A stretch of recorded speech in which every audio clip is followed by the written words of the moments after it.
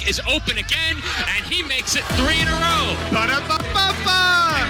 Truly a Mickey 3 there. Into the box for Espeleta. Espeleta with the cross. Inside and in for Rogers. 3-2 pitch on its way from Kehoe. And that one is ripped through the left side for a base hit. The tying run will come in to score. Turnover. Won by Velasquez. Inside give to Destine. Off the glass and in! Rowan heading for the touchpad with the lead. And the props will take the men's 400-yard freestyle relay. Collins running out of real estate. Heads back upfield. 25 to the 30. The 35 to 40. The 45 to 50. He has only Kowalski to beat. Gets through him. The 10 and touchdown for Collins. Johnson to LaFaro. Corner three-pointer. Splash. Bada bing, bada boom. Everyone's going crazy in the room.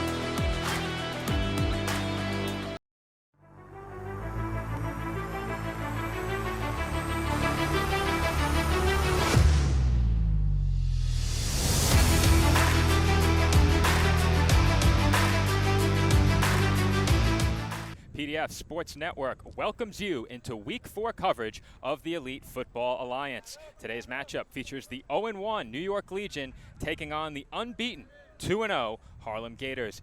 Good afternoon, everybody. This is Joe Foreman, and for the first time during the 2022 EFA season, I am joined on the call by my broadcast partner, Nick Durst. And Nick, it's a pleasure to welcome you into your first broadcast here on the PDF Sports Network as we get set for the final game on the EFA schedule here in Week 4. Nothing like some EFA action from the beautiful Saunders High School in beautiful Yonkers, New York. Nowhere else I'd rather be here than doing this game with you, making my season debut, PDF debut, and it's going to be a good one. We have the Harlem Gators looking like the front runners here in the EFA at this point, taking on New York Legion, who's looking to get back to 500. And Joe, these are two extremely well-coached teams. Well, Nick, you mentioned the Gators. Considered the front runner right now. They are atop the EFA standings. Let's take a look at where the Gators rank in the EFA across several key categories. You will see several reasons why this Gators team is atop the EFA standings, and there they are on your screen. First in points per game with 33, second in points allowed at 15 per game, in first in yards per game, in passing, and in rushing yards per game. So this Gators offense has really gotten it done. Their defense has also been stellar all season long. We got to look at the Gators back in Week 1 against the Empire State Demon Knights. The Gators looked very formidable in that game. They picked up their second win of the season against the Brooklyn Pharaohs 2 weeks ago. You know, that's a win that meant a lot to them, but this Gators team has been fantastic so far through their first 2 games. Yeah, the Gators here, they're putting on the pressure on both sides of the ball, and they're doing it early. So they're leaving no doubt in their mind. And you look here at their team, they have a huge roster, which is a big advantage here in the EFA. Their opponents today, I counted only 18 players, so we'll see how that goes. People are going to have to play both ways. But a huge roster, some really nice-looking, sharp uniforms. We were here early. They were all here early, getting their warm-ups in, getting their reps in. So great job by their coach, Dave Patterson, to getting their team to where they are so far in the standings, 2-0. Well, Nick, you mentioned the uniforms, and you and I always love a good uniform. We got to look at the Florida colorway back during Week 1. This colorway more suited to the Harlem Gators logos and video packages that we've seen online. A lot of green, a lot of orange. I'm certainly a fan of these uniforms, though. I think they might be wearing the same tops as they were in Week 1, so we'll see if those uniforms have some more stellar play in them. But once again, you mentioned this, a very big Gators roster, and several key returners are leading the way for them on the offensive side of the ball. That is where most of their returning players are. Not many players came back on defense, but leading the way for the Gators offense is Stefan Gnarly Bleezy Cologne at quarterback. He has thrown for 427 yards through the team's first 2 games. He's completed over 58% of his passes with 6 touchdowns and just 1 interception. He had a 95-yard completion in the Week 1 matchup against the Empire State Demon Knights. As I mentioned, that game, a Gators win. They defeated Empire State 46-14. They picked up a 20-16 victory in Week 2 over the Brooklyn Pharaohs. But continuing through the Gators offense, rushing it is Christian Ramsey leading the way with 72 yards on the ground this year, averaging over 6.5 yards per carry with a touchdown. Kadeem Wilson had a pair of touchdowns in that Week 1 game. James Cole also had a touchdown in Week 1. Andre Jameson had a touchdown in both Week 1 and in Week 2. He has caught a pair of touchdown passes on the season. So those just some of the names to look out for on this Gators offense, an offense that, as I mentioned before, has put up over 30 points per game. Yeah, Joe, some major standouts there, like you mentioned, and yeah, they're returning, leading the way, but they're also leading the league. Cologne, he's the best quarterback in the league right now, 21 for 36 on the season, as you mentioned, 427 yards.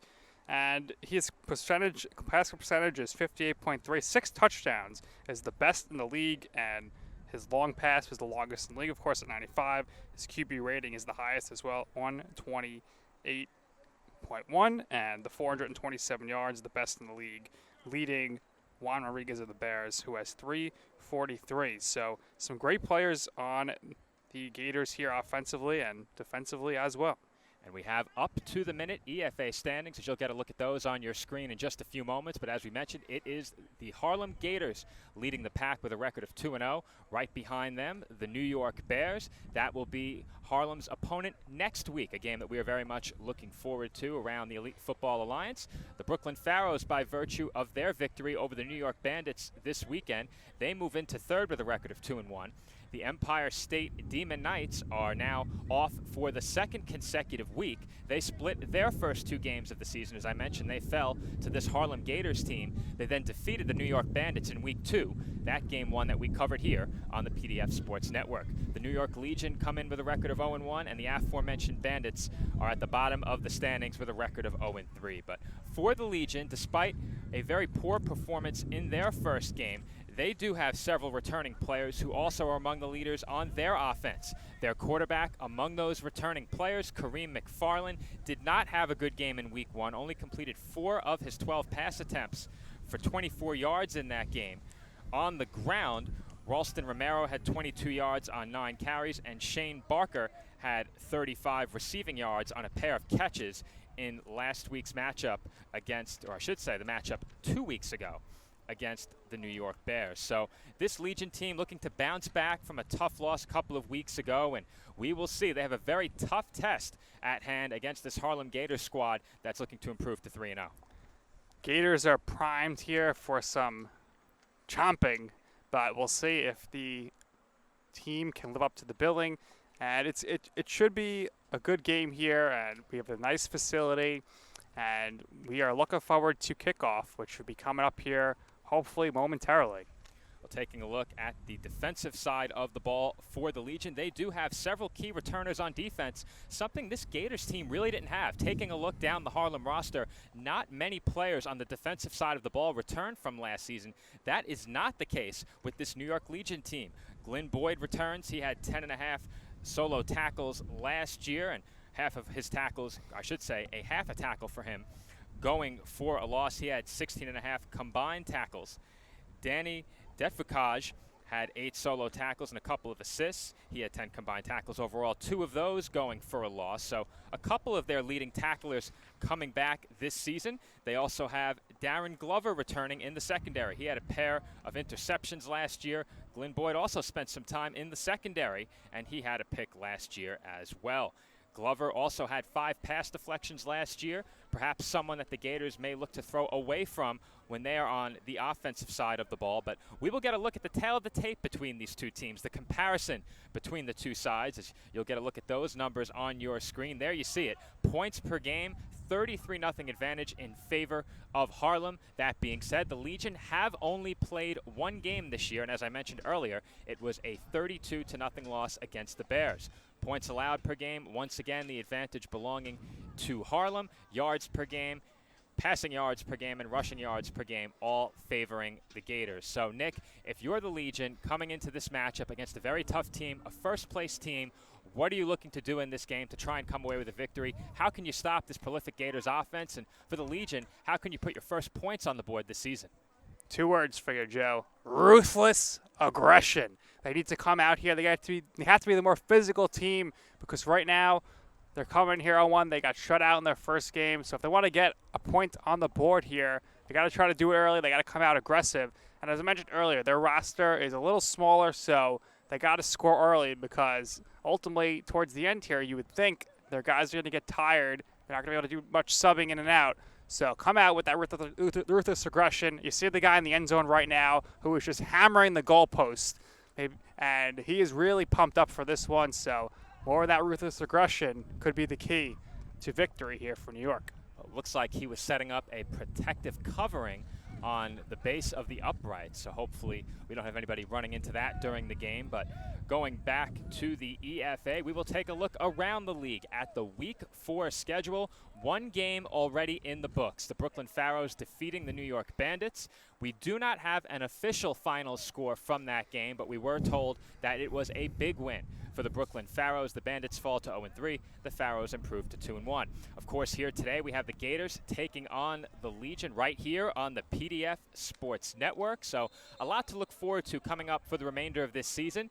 Here at PDF Sports, we do expect to be on the call for at least one game every weekend for the rest of the Elite Football Alliance season. We are proud to partner with the EFA, and it is expected that we will have the call of at least one game each week moving forward for the rest of the season. Speaking of that, we do expect to cover the Legion against the Pharaohs next week. So for those of you tuning in, looking forward to next week's broadcast here on PDF Sports Network, we are expected to cover the Legion against the Pharaohs. So with that, we will take a break. We are getting started a bit late here at Saunders High School. The coin toss is taking place right now, and hopefully on the other side of this break, we will have kickoff in this Week 4 Elite Football Alliance matchup, Legion and Gators, coming up next. You can't have football without barbecue, and there is no barbecue without the Rib Room's Black's Barbecue, official partner of the Elite Football Alliance, serving up rib plates, chicken plates, and combo plates now. To get your official Black's Barbecue order, call 347-837-5762 or Facebook direct message Sean Kelman.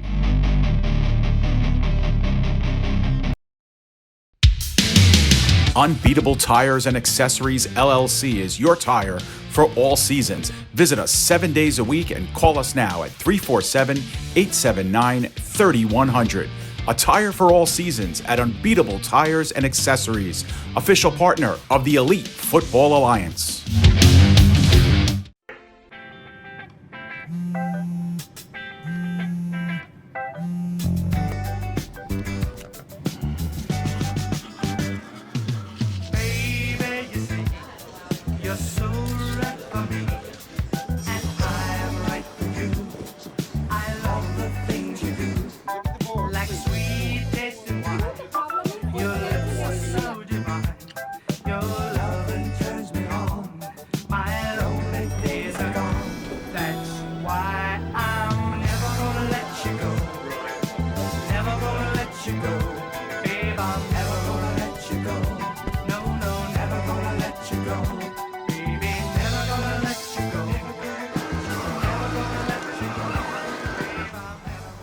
Here you go.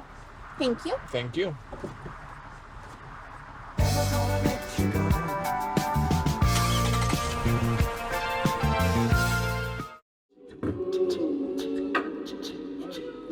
Man, it's lonely. Like, going through life lonely. There is the therapeutic aspect of music, just expressing how you feel. I'm going to talk to Howie about his feelings, make it into a song.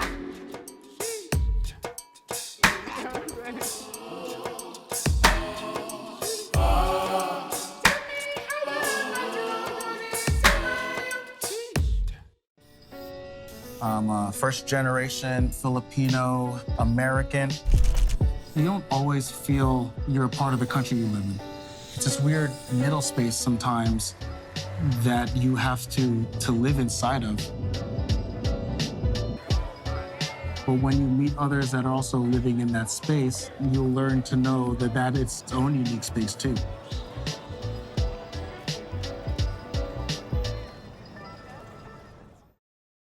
The family's visit to the forest inspired a beautiful question. Mother, mother, am I a tree? You tell me to stand tall. You tell me to stay rooted. I think I am a tree. My child, of course you are. But what kind of tree will you be? The kind to hug or the kind to climb? Doesn't matter what you choose, so long as you choose to be a tree that's kind. Make the forest part of your story at a park near you. Find one at discovertheforest.org. I'm Chris Jakovic. I served in the United States Air Force and I deployed 3 times. So in 2017, I was serving as an Air Force First Sergeant. Our motto in that role is my job is people, everyone is my business. But unfortunately in that year, I would lose my own brother, Lance Corporal Adam Jakovic, to suicide. The majority of veteran suicides are from guns. I store my weapons securely, not only for myself, but for my family. My service never stops.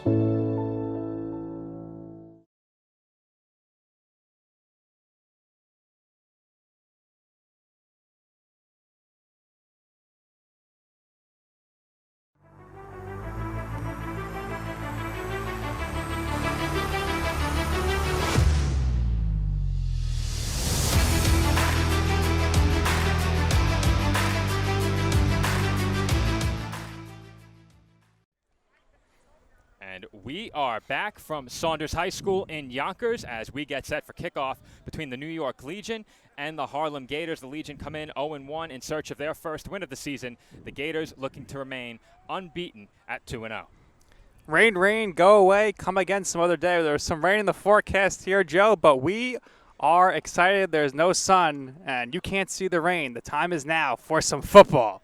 We also had a former friend of ours, Jason McFall from the College of Staten Island, on the sideline as well. He took notice of us up here in the stands and said hello ahead of kickoff. He is on the Gators sideline, so a friend in the sideline as well in Jason, formerly track and field coach at the College of Staten Island, where I got my start on the air several years ago now, about 7 years. You and I both have extensive experience calling games for the College of Staten Island.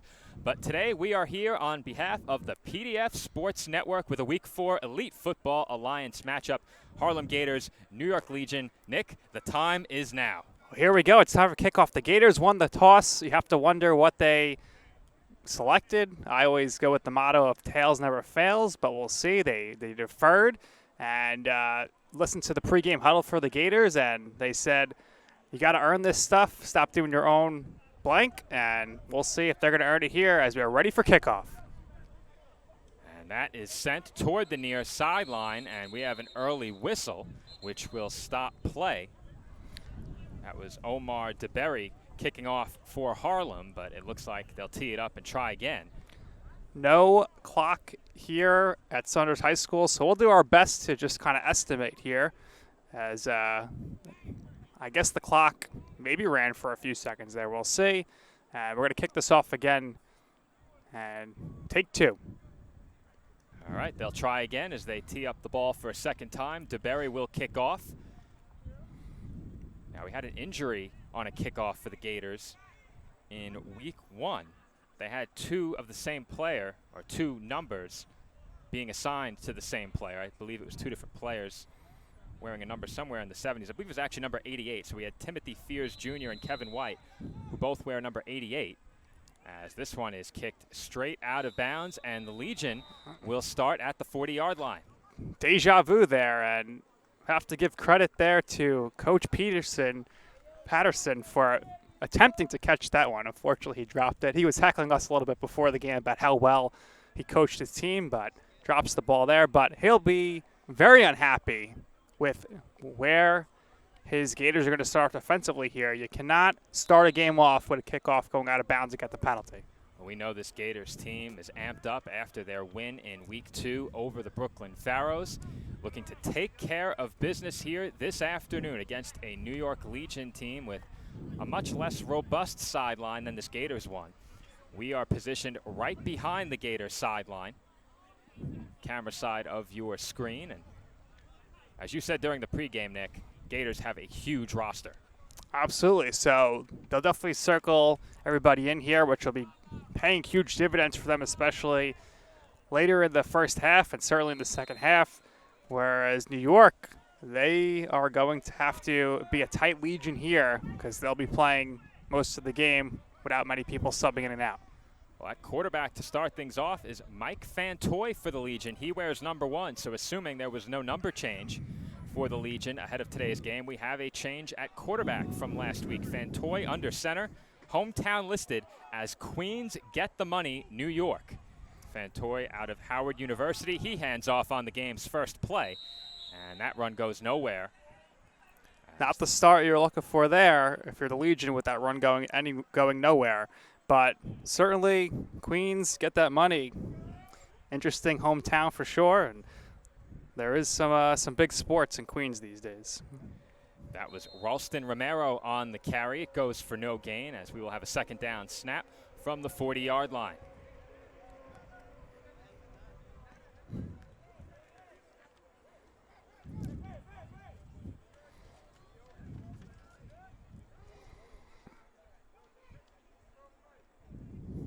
Fantoy in the shotgun.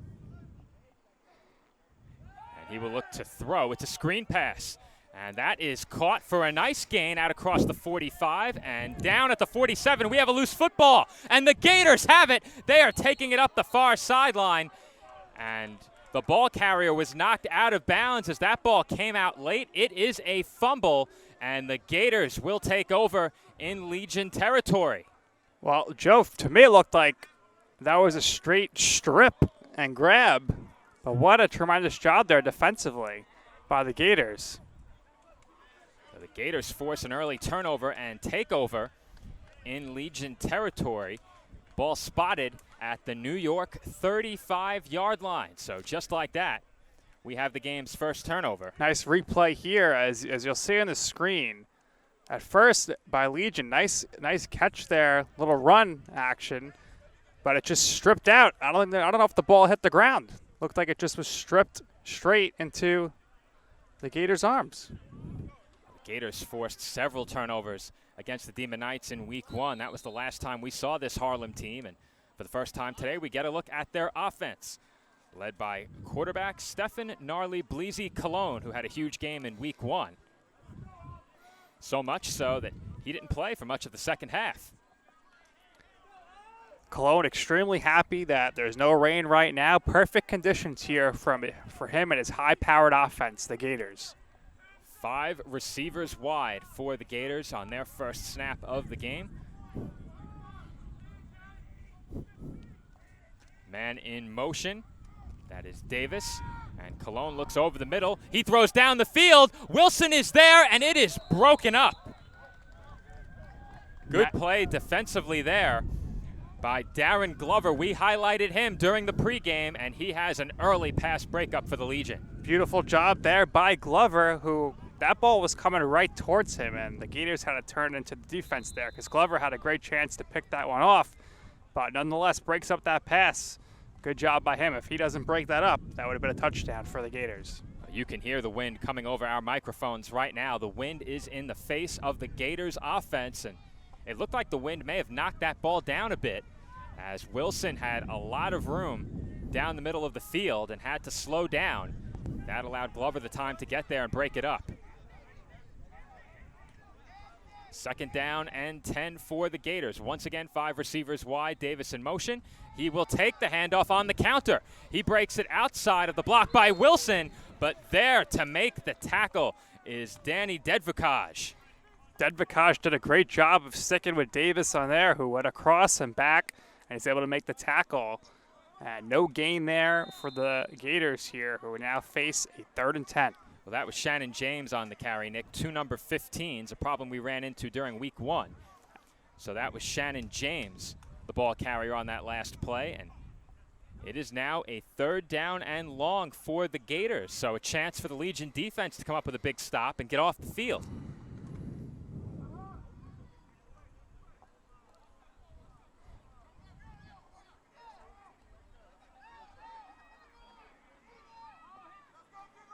Third down and 10.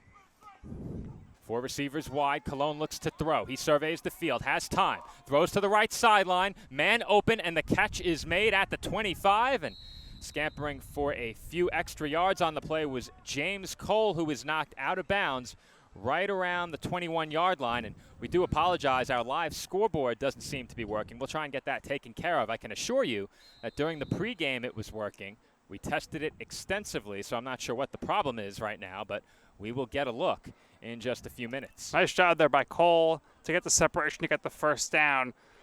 He was wide open, easy catch, and gains a few yards here and Gators now around the 21, 22-yard line here, striking. It's like an offset pistol formation for the Gators. Handoff is taken up the field, and that was Spencer Adams with a nice run. He had a good game during week 1 against the Demon Knights last time we saw him as well. Same can be said for much of this Gators offense. It was an impressive performance all around. And the Gators now have it inside of the Legion 10-yard line.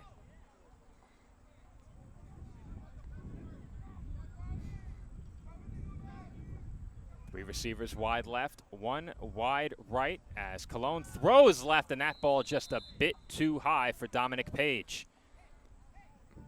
We'll see if they run the ball here with Adams, who had the big first down and a quick burst of energy. But Cologne going to the sideline here to get some plays here from perhaps the offensive coordinator as he brings it back to the huddle. It will be a Gator snap once again from inside the 10-yard line. Second down, 10 to go after the incomplete pass. Once again, 4 receivers wide for this Harlem offense. They like to spread the field. It was very effective against the Demon Knights. They did enough against the Pharaohs. And Cologne will hand off once again to Adams, who is swallowed up. May have gained a yard on the play. He was clotheslined there. I mean, that was a vicious tackle for sure. That was Robert Carr, the 6'4", 250-pound defensive lineman there on the tackle. Well, definitely felt like he was running into a car there for sure, because that was crazy impact. I can imagine. I would not want to take any tackles out there. So respect to these guys who go out there and do it every week. Third down, and another chance for the Legion defense to get off the field. Once again, 4 receivers wide, spread shotgun set. Cologne avoids the pressure, steps forward, throws for the end zone, and that is off the hands of James Cole, who was trying to keep his feet in bounds. I'm not sure he could have, even if he maintained possession of that ball. But that will set up a 4th down for this Gators offense, and we will see if they elect to go for it. Well, they'll certainly go for it, Joe. I don't think there's any doubt about that, but that pass from Cologne just a little too far to the right, and I agree with you. Even if he catches that, I think he was going to be out of bounds. 4th down coming up for the Gators offense. As we will get another look at that last play. You aren't missing anything. As you see that pass off the hands of Cole. Now, I'm not sure if he could have made that catch in bounds. We will see.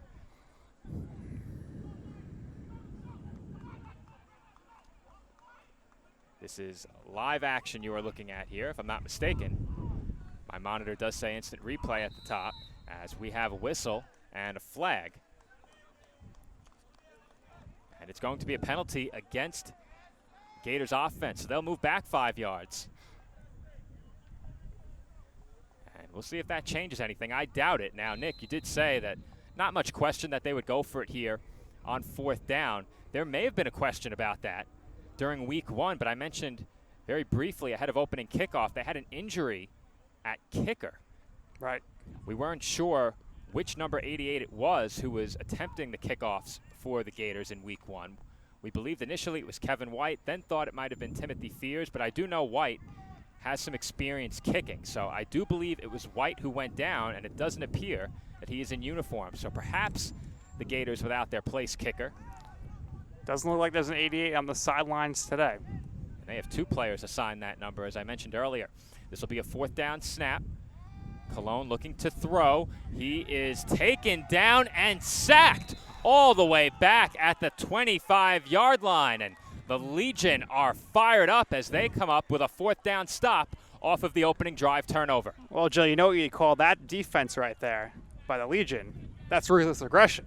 Following our game plan from pregame, Cologne had nowhere to go. 3 defenders draped all over him. He goes down for the sack, push back to the 25-yard line, and the Legion will take over offensively.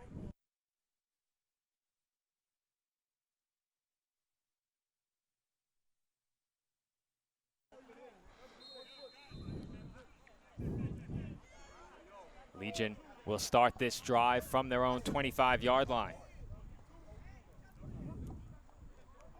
Once we have a break in the action, we will get you that live scoreboard set up. 0-0 game here in the first quarter as the Gators move the ball a bit, but ultimately turnover on downs on that big sack. Legion take over here for their second offensive possession of the game. Their first, of course, ended with the fumble. Fantoy will take the snap out of the shotgun, and he hands off. Not much of a gain there for Ralston Romero, who is taken down right at the line of scrimmage.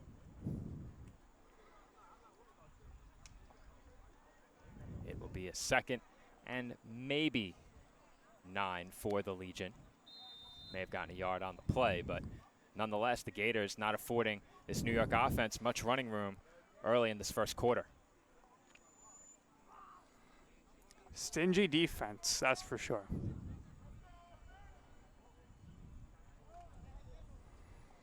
Second down for the Legion offense. Looking to build off of the momentum that was picked up by their defense, coming up with a big stop. The Gators have been a tough stop this season, and the Legion defense able to hold on 4th down. Man in motion to the left. That was Gooding, and they will try and run it left, but the Gators are there once again as that play is stuffed at the line of scrimmage. Legion obviously trying to establish the run here early. So far, not much happening, and it's now 3rd down. 3rd down and long. We saw the Legion set up a screen pass on their opening drive. Looked like a nice gain, and as you said, Nick, the ball stripped straight out of the receiver's hands. Man in motion to the left is Michael Merced Jr. Receiver along the near side is Glenn Boyd, and we have a flag on that last Legion snap. We will see which way this one goes.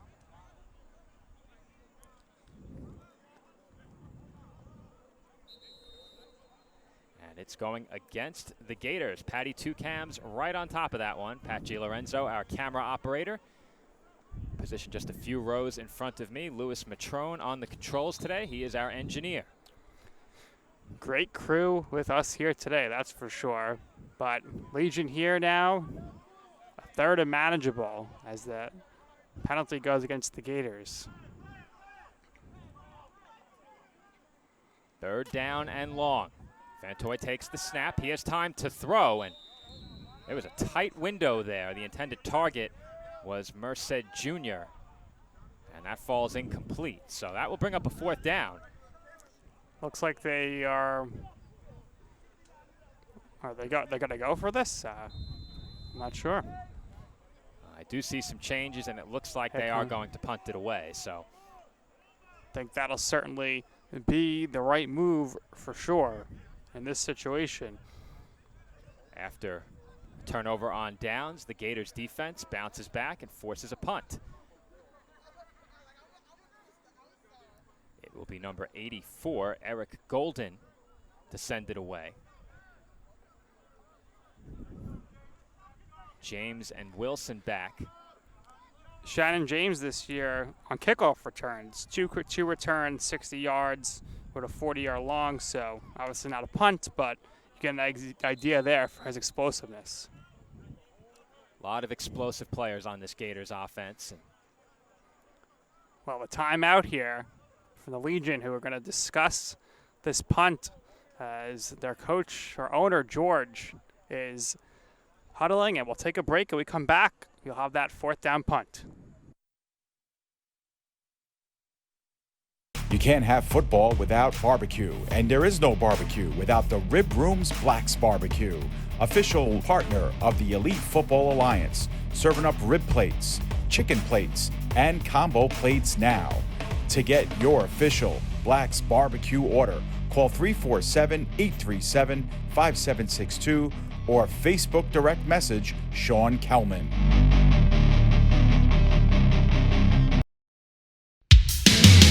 Unbeatable Tires and Accessories LLC is your tire for all seasons. Visit us 7 days a week and call us now at 347-879-3100. A tire for all seasons at Unbeatable Tires and Accessories, official partner of the Elite Football Alliance. Ever hear the one about the frog? Put a frog in a pot of boiling water and it'll jump right out. But put a frog in a pot of cool water and slowly heat it up, and that frog will boil. It's a lie. But as a metaphor for us and all that we go through as veterans, real-world experience. It's a story that rings true. We make excuses for how we feel. We push everything down. We tell ourselves the lie that it's easier to stay in that boiling water, to disconnect. And some days, maybe, it is. But you've never been interested in easy. Reaching out is hard. Do it anyway. You're not alone. You've got this. You are not a frog. Find resources at va.gov/reach. And we are back here. Eric Golden punted that one away and was not touched by the Gators player, and it was down to 35. But we did have a flag on the play.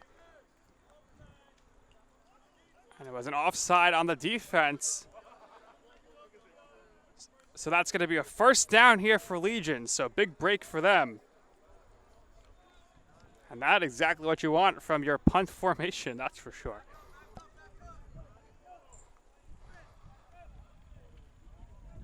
So we have a 0-0 score here as you're seeing on your screen. It's 1st and 10 now.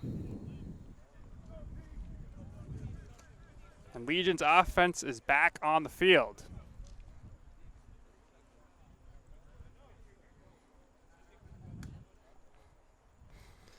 As you see here, they're in the huddle, and this is their essentially third offensive possession here. And they haven't been able to get much further than where they are right now in the field, which is around the 35-yard line.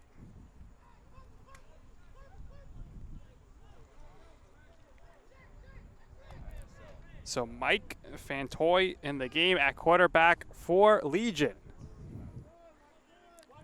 Gets ready for the snap. Player goes in motion, number 85, Vaughn Gooding.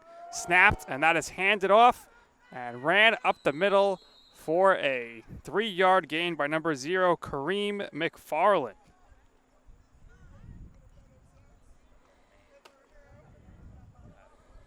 Or rather, that was Ralston Romero who made that run, the running back from North White Plains, New York. Daniel Webster Elementary School product.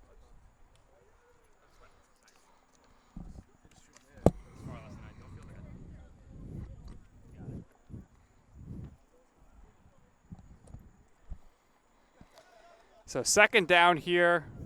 And Joe, that was a really lucky break for Legion with that flag on the punt where Gators were offside. And they have a second life here. Well, Nick, I appreciate you stepping in and taking over for me, as I do believe I have our scoreboard issue rectified. So we had a flag against the Gators on the punt, as you mentioned. And that allowed the Legion's second life on this drive. We'll see if they can make something of it. We got another flag there, and it looks to me like that's going to be another offsides. But we'll see what the official call is. Sometimes tough to get the calls from up here in the stands, but it does appear that the penalty is against the Gators. That's based on the reaction of their sideline. So we don't know that for sure yet. That would be their... I mean, let's remember they started the game off with the penalty, kicking the ball out of bounds. So a lot of penalties here, which is frustrating the coaching staff for the Gators for sure. Well, you don't like to see the kickoff go out of bounds, but it is a false start on the Legion. So the penalty does go against New York, and now they are incensed. But well, we had a very animated coach here on the sideline who was giving it to the referee. The referee's huddled, and the call was overturned and it went the other way. So that's a false start now on Legion. That's going to back them up. Speaking of coaches, this season being played in honor of the late Deron Hickman by this Gators team. We saw several players gathered around a canvas print of Hickman hung on the fence during their Week 1 matchup with the Demon Knights. And we have a lot of season dedications this year in the EFA. Also, Blake Katkowski of the Bears is having the New York season dedicated to him, something that I'm sure we'll talk more about in the coming week when these two teams meet next week, the Gators and the Bears. But Harlem playing this season in memory of their late coach, Deron Hickman, and hoping to make it a championship season. Their hopes are high after the first 2 weeks of the year, a big victory over Brooklyn. They are 2-0, looking to make it 3-0, and plays like that certainly will help, as that play is blown up behind the line of scrimmage. That was Tyreek Noble on the tackle, and nowhere to go on that carry for Michael Merced Jr. Noble exploded through the line there and made the big tackle for the loss. We now have 3rd down and about 21 here. 3rd down and long for the Legion once again, this time a bit longer than the previous 2 third downs. And I'm sure they'll like to pick up something here and make this at least a more manageable 4th down. Should they go for it, perhaps punt from a more favorable position. Once again, New York comes out in the shotgun. 2 receivers wide left, 1 wide right. Romero in the backfield alongside Fantoy. Gators drop off into coverage. They rush 4. The throw over the middle is behind the intended target. Vaughn Gooding was the intended receiver. A lot of traffic in that area of the field, but the ball falls incomplete. Nearly picked off there, but it did go incomplete. Legion bringing on their punting formation here, and it worked out for them last time with the flag, but we'll see what happens this time. Still no score here in the opening quarter of this Week 4 Elite Football Alliance matchup. Gators looking to change that on this upcoming offensive possession. They were set to receive a punt from the Legion just a few minutes ago and committed a penalty on that ensuing punt, which gave the Legion second life on offense. They moved in the wrong direction, and now a chance for the Gators, who perhaps might be suspecting something here, as the return men were moving in, communicating something with the players closer to the line of scrimmage. But now Wilson backpedals as that is sent straight up in the air, and that will land just past the 40-yard line. It takes a Gators bounce, and it is downed at about the 37-yard line of the Legion. So the net gain on that punt, not a big one, less than 10 yards. And the Harlem offense will take over. Not ideal there. At that point, you might as well just go for it, Joe. Well, we have another flag, so hold on. We'll see if that impacts where this ball is spotted. That was a late flag on the play, so the officials will sort this one out. Gators offense still coming on the field. Well, the Gators certainly will take over on offense.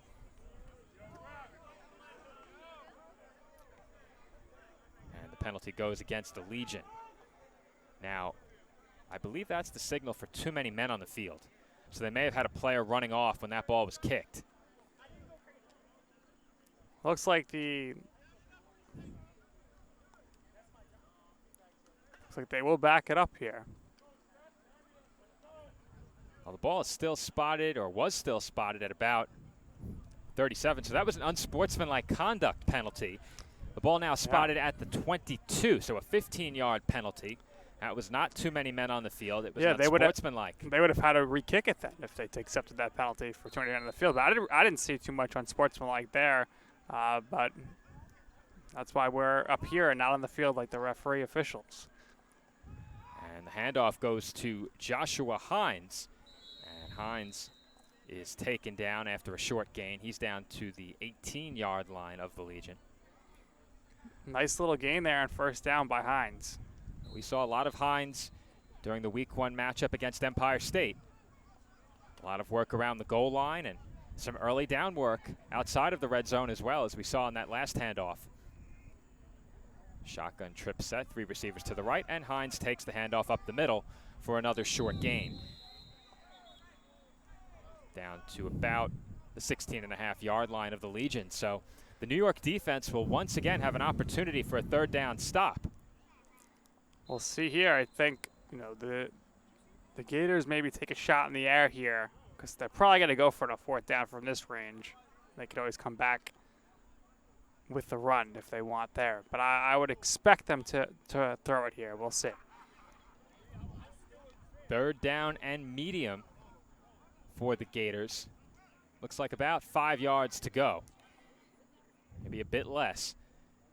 As Cologne looks to throw, he surveys, has a man wide open in the end zone, and that is caught for a Gators touchdown. Andre Jameson with his team-leading third touchdown reception of the year. And those 3 touchdowns have come on 3 receptions.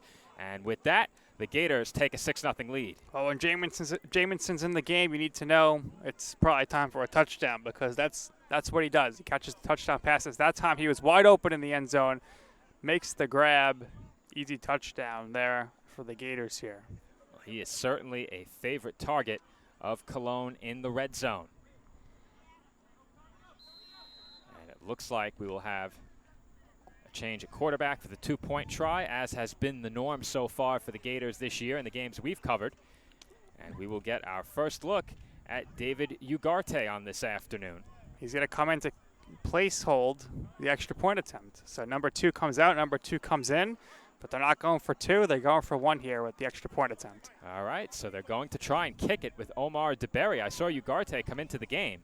He's lined up on the left side of the offensive line. So the Gators will look to kick. The snap is low, and the kick is blocked. The Legion will try and scoop it up. They can run this back for 2, and planted on the attempted return was Dedvakaj. He was taken down hard, but for those who aren't aware, the EFA plays with modified NFL rules, and I do believe that includes the ability to return a blocked extra point for 2. So that extra point attempt fails.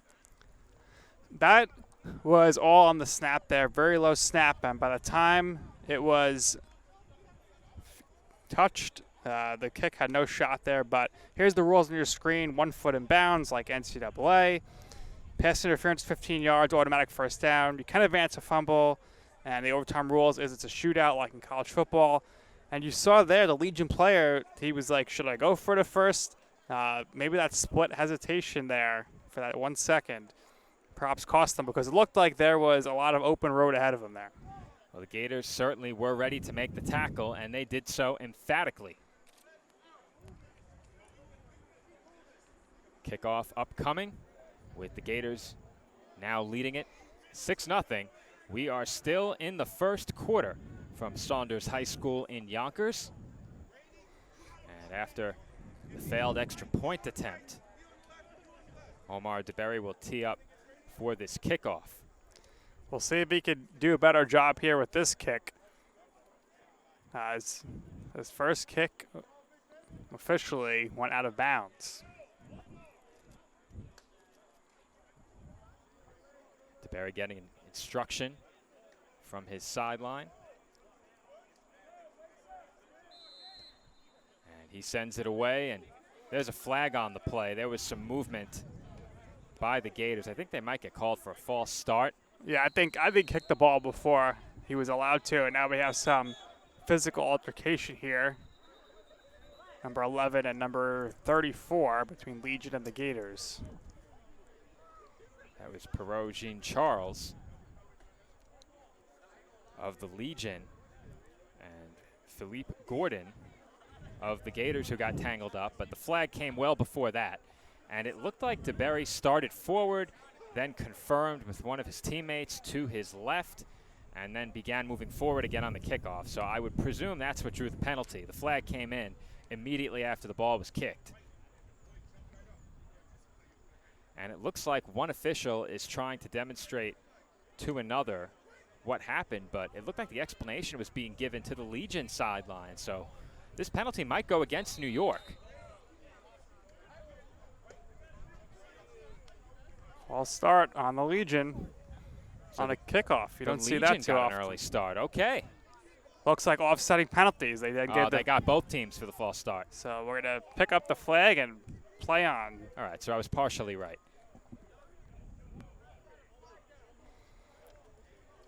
Legion will take over trailing by a touchdown. Or will they, as I guess they're going to kick it off again. The offsetting penalties will result in a second kickoff. So we're running on a generator right now, and the pace of play certainly isn't helping our cause.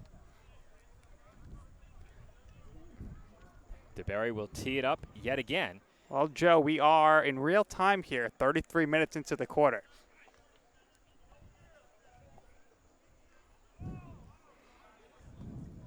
DeBerry doesn't have his helmet on at the moment. It looks like an explanation is still being given to the Legion sideline, so we'll see if they are satisfied. I'm not sure the officials care much about that. As we await a second attempt at this kickoff.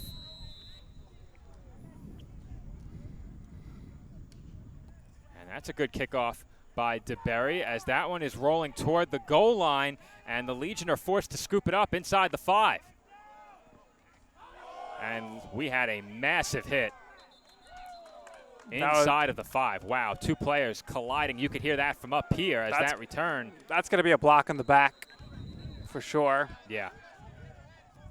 That was some collision inside the 5-yard line as Glover looked to return that kick. At least I believe it was him running it back. And now words being exchanged between the two teams as the officials look to separate things, and they do so rather quickly. But that was a vicious hit down inside the 5. I was following the return, and that collision occurred well after play had moved forward outside of that area of the field. Well, Joe, lost all that. A really good kick there. I thought Legion would let that try to go in the end zone, get the kick, the touchback, but I guess Glover felt like it was not going to reach, so he decided he had to pick it up. He got it out to about the 10, but we'll see what happens with this penalty here. A lot of time being spent here in this game so far with the referees getting together discussing what the flags are for. Well, that's a really tough position for Glover as the officials continue to discuss that last play, and we'll get it sorted out hopefully in a few moments. But Glover was in a really tough spot. That ball was really beginning to slow down as it approached the goal line, and if that ball doesn't end up in the end zone, he could very easily scoop it up and get tackled at the 1. So you understand why he decided to pick it up. And they're placing it at the 1 anyway, so we'll see what happens here. We got to be on the lookout here for a safety. Was the flag picked up is the question, as that will mark the end of the first quarter. So we will switch sides and take a break ahead of the start of quarter number 2. Gators lead the Legion by a score of 6-0 through the first 15 minutes.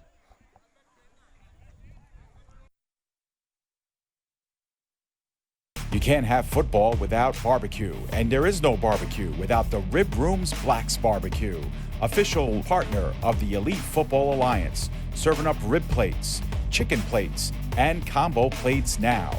To get your official Black's Barbecue order, call 347-837-5762 or Facebook direct message Sean Kelman.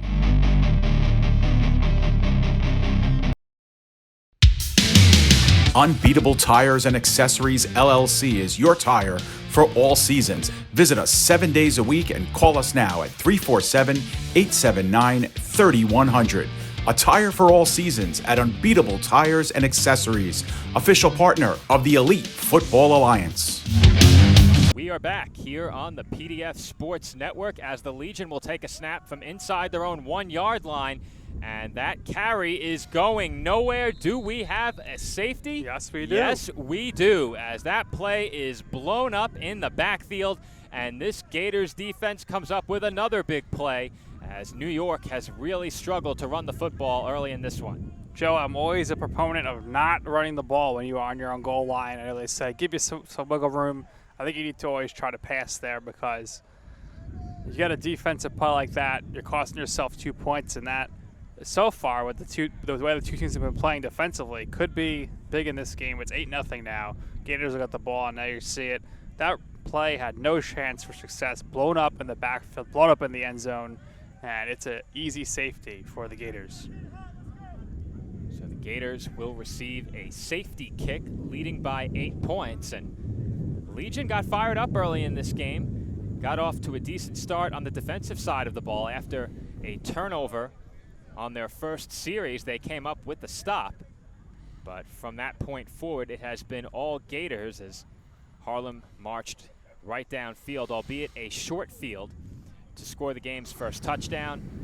And then following what was a very short kickoff return and a penalty, I'm not sure if the flag was picked up or if they moved the Legion half the distance to the goal, but either way, the Gators able to capitalize on that field position for the Legion defensively, and they forced the safety as that play went absolutely nowhere.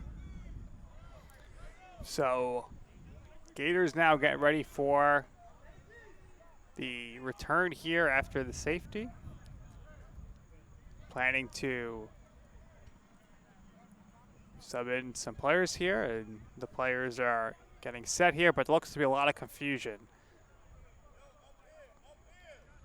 Well, we will let the officials sort this out, and hopefully we get resumed soon.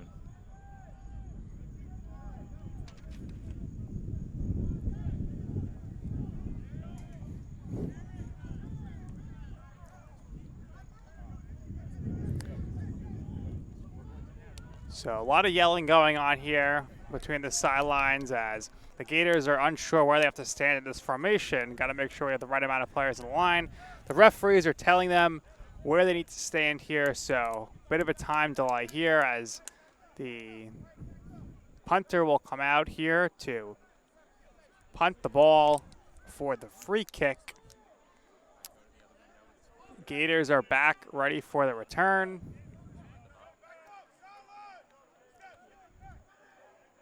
And we are about ready for that kick. Here it comes. It's off. Almost fielded by number 1. Gus Patson goes to 15. James on the return up to the 45. Tries to toss it back to the 1. I think that ball might have came loose, but the Gators are able to maintain possession there. And they'll take over at the 45, but we have yet another flag on the play. We also have a player down for Legion. So we will see if he's able to get up here and we can resume play.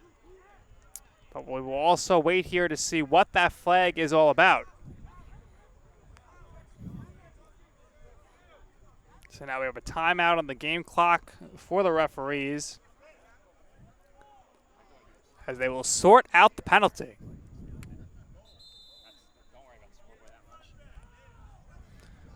So an 8-0 game here.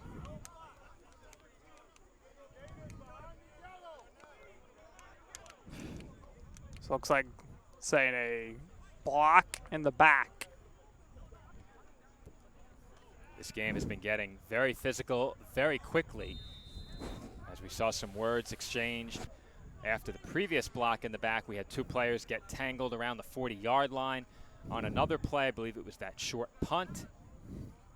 A lot of jawing back and forth between these two teams early in this game as the Gators offense will start at their own 30-yard line.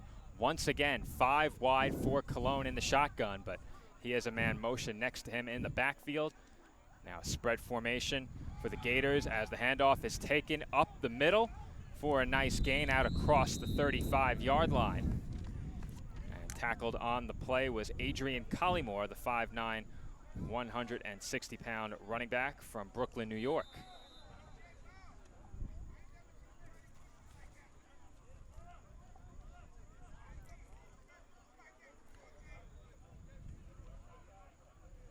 Cologne once again in a 5 wide set.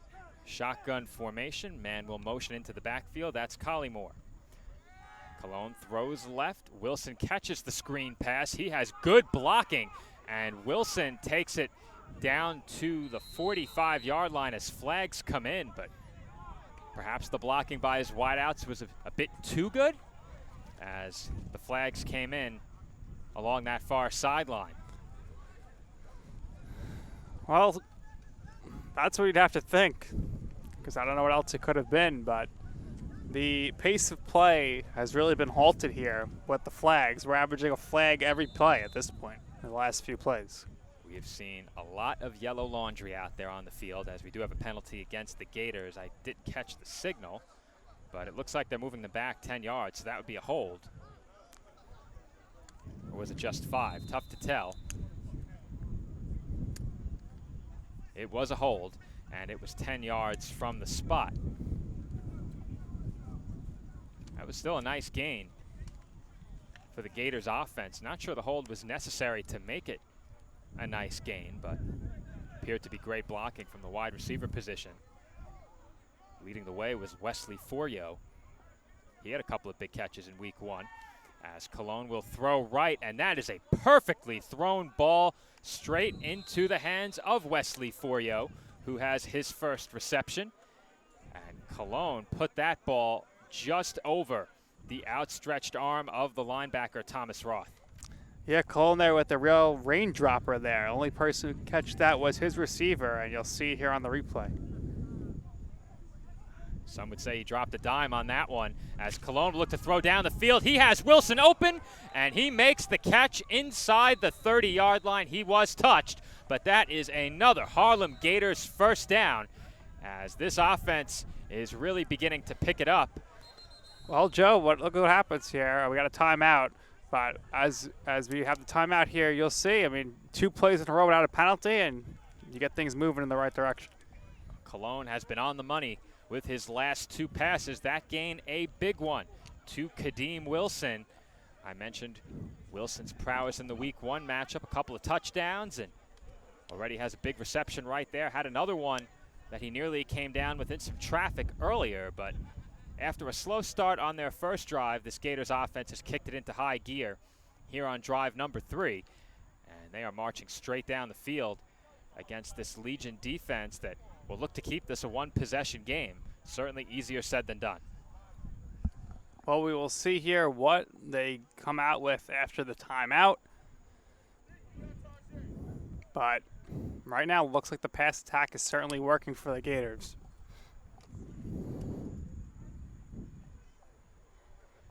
When play resumes, the Gators will snap from the Legion 27-yard line, leading by 8 points early in the second quarter. Once again, we do not have a running clock on site, time being kept down on the field by the officials. We do not have access to that time, but nonetheless, we are early quarter number 2 as the official blows his whistle to resume play. Once again, 5 wide for the Gators. Man in motion. He takes the handoff. That's Shannon James with a nice run on that play as he gets good blocking from his wideouts once again, and that blocking continued through the end of that play as James Cole led the way on that right side alongside Wesley Forio. And Nick, these Gators receivers can sure catch the football. They can also block. Absolutely. They're showing off their physical prowess here with the blocking, and it's been a big part of why they've been able to move the ball so successfully here on this possession. That we're going to have a stoppage of the clock by the officials as they will confer here. Official timeout. So once again, we have a stoppage. And it looks like the Gators will head back to their sidelines. So the officials are discussing something in the center of the field as they stand over the spotted football. Not sure what could be discussed. It was a clean run, a tackle. Maybe they're conferring to see if they want to throw another flag for perhaps some unsportsmanlike conduct. Not sure, but it looks like they're going to measure. I've never seen a measurement on a first down that was so clearly. I guess they're going to say maybe it wasn't a first down. I'm going to say he's a little short. Well, taking a look at the sticks, it appears as if it was officially marked a first down. This would be the first measurement I've seen in this now my 3rd week of covering the Elite Football Alliance here at PDF Sportsnet. We've had coverage of 4 weeks of EFA football, 5 games. And while we have a moment here, this is a reminder that if you want to see all of the EFA action, or really just all of the PDF Sports in action, make sure you are following us on all of our social media platforms. That's Facebook, Twitter, and Instagram, and LinkedIn at PDF Sportsnet. And of course, you're watching this game right now, so make sure you are subscribed to this YouTube channel as well, so you never miss a snap of the action. And we have some big things coming here for the rest of the year, so you do not want to miss out on those updates. That is for sure, Joe. No doubt, Nick. And you'll see at halftime we will have all of our social media posted up on the screen. Also at the end of each quarter, you get a look at that information. But be sure to follow, like, and subscribe. As Cologne looks to throw, he was under immediate pressure, and he did all he could to get rid of that one. And Legion bringing the heat on that last snap didn't give Cologne a chance to make a single read on the play. Well, Joe, something to note here is in this side of the end zone, there are no pylons. So keep that in mind, but you do see a player on the Gators, number 7. You'll maybe see him walking screen a little bit here. He's bringing some pylons over, so could potentially be a factor here on this next play, but most likely won't impact things too much. So we will see if they wait for those pylons. Now my question is, do the teams bring their own pylons? Are they supplied by the venue? I would say they have to bring them. That's what I was thinking. Maybe 2 pylons per team each week is required. Well, the Gators might need one soon, as they are now inside of the Legion 20-yard line. They will take this snap from the 16. Once again, player on the bottom of your screen that just walked by with the pylons, but he's going to stop here at the 30-yard line, so they won't be a factor here. Cologne throws quickly, and that's incomplete. Wilson has been a favorite target of Cologne throughout this game. So 3rd and 10 upcoming here. The Legion looking for another big defensive stand. If they can stay within one possession, they put themselves in a pretty good spot, though they did receive the kickoff to open up this game. So it will be the Gators receiving the second half kickoff. Still some time before we start to worry about that, as I would presume we're at about the midway point of the second quarter. We've had a lot of stoppages. I would say we're maybe 5 minutes in, Joe, to the quarter. I would say we probably have another at least 10 minutes of action left here. I wouldn't argue with you on that, Nick. Cologne in the shotgun will throw left toward the end zone, and the catch is made for another Gators touchdown. Excellent job there by Cologne, placing that one where only his receiver could catch it. Great job there by the Gators offensively. A couple of big plays to get them down the field, and then ultimately into the end zone. It looks like they're going to go for the extra point here with the kick. They're bringing another number 2, who, well, he goes halfway. Now he's turning back in confusion. Now take the field once again. So the Gators here going to go for 1 here with the kick to make this a an extra point here to make this a 15-point game. On the touchdown reception for the Gators, that was Henry Smith, who has his jersey tucked into his pads in the front, so we couldn't see his number, but that was Henry Smith, the 6'1", 205-pound wide receiver from my hometown, Staten Island, New York. As we have another flag, this time for a delay of game, so the Gators will move back as they look to attempt another extra point. But Nick, just moments ago I was saying if the Legion could keep this a 1-possession game and remain within striking distance, things could be interesting heading into the second half. But now the pressure is beginning to mount on this New York offense to put some points up on the scoreboard. They probably can't afford to go into the second half down more than 2 scores. Absolutely not, Joe. And I'm surprised that the Gators here are now still going for just the 1 with the delay of game penalty. Not quite sure if their kicker has the leg strength here to get this up for the extra point, but we'll see if he can prove me wrong. But last time was a bad snap, so we didn't even get to see his abilities on the kick. The first snap on the previous extra point was low. That's a good one. And I'm not sure if that was blocked or if it was shanked, but it is recovered, and we have a pile up inside the 5. Nothing will come of it, as it doesn't matter who recovered the ball there. And it will be the Gators to kick off in just a few moments, as it looked like a player came up trying to flex out that left wrist. The player down was Marcus Adams for the Legion, but he gets up and appears to be shaking out that left arm. He looks okay. Timing just has been a little off between the snapper, the placeholder, and the kicker. And you saw it once again there as the kicker was ready to kick the ball before the ball was placed down. So kicking, obviously not the main skill set of the EFA, that's for sure. 1 week at a time you figure things out. And it is a short regular season, just 8 games across 10 weeks. But if you have your kicking game together heading into the playoffs, that is a huge plus for the teams that do make it there. Now in the EFA, it could be either 4, 5, or all 6 teams in the playoffs. That's something that will be decided closer to the midway point of the season, which would be at the end of next week. So we'll see if that decision comes down at some point around the week 5 mark or week 6. I think I would anticipate in all likelihood a 4-team playoff. And we hope to have full coverage of that right here on the PDF Sports Network. But the Legion, if they do fall to 0-2, would put themselves in a tough spot in terms of playoff positioning, should there be 4 teams that make it. Meanwhile, if the Gators can hold on to this 14-point lead the rest of the way and punch themselves a ticket to the postseason, they would be positioned, as of right now, as the #1 seed.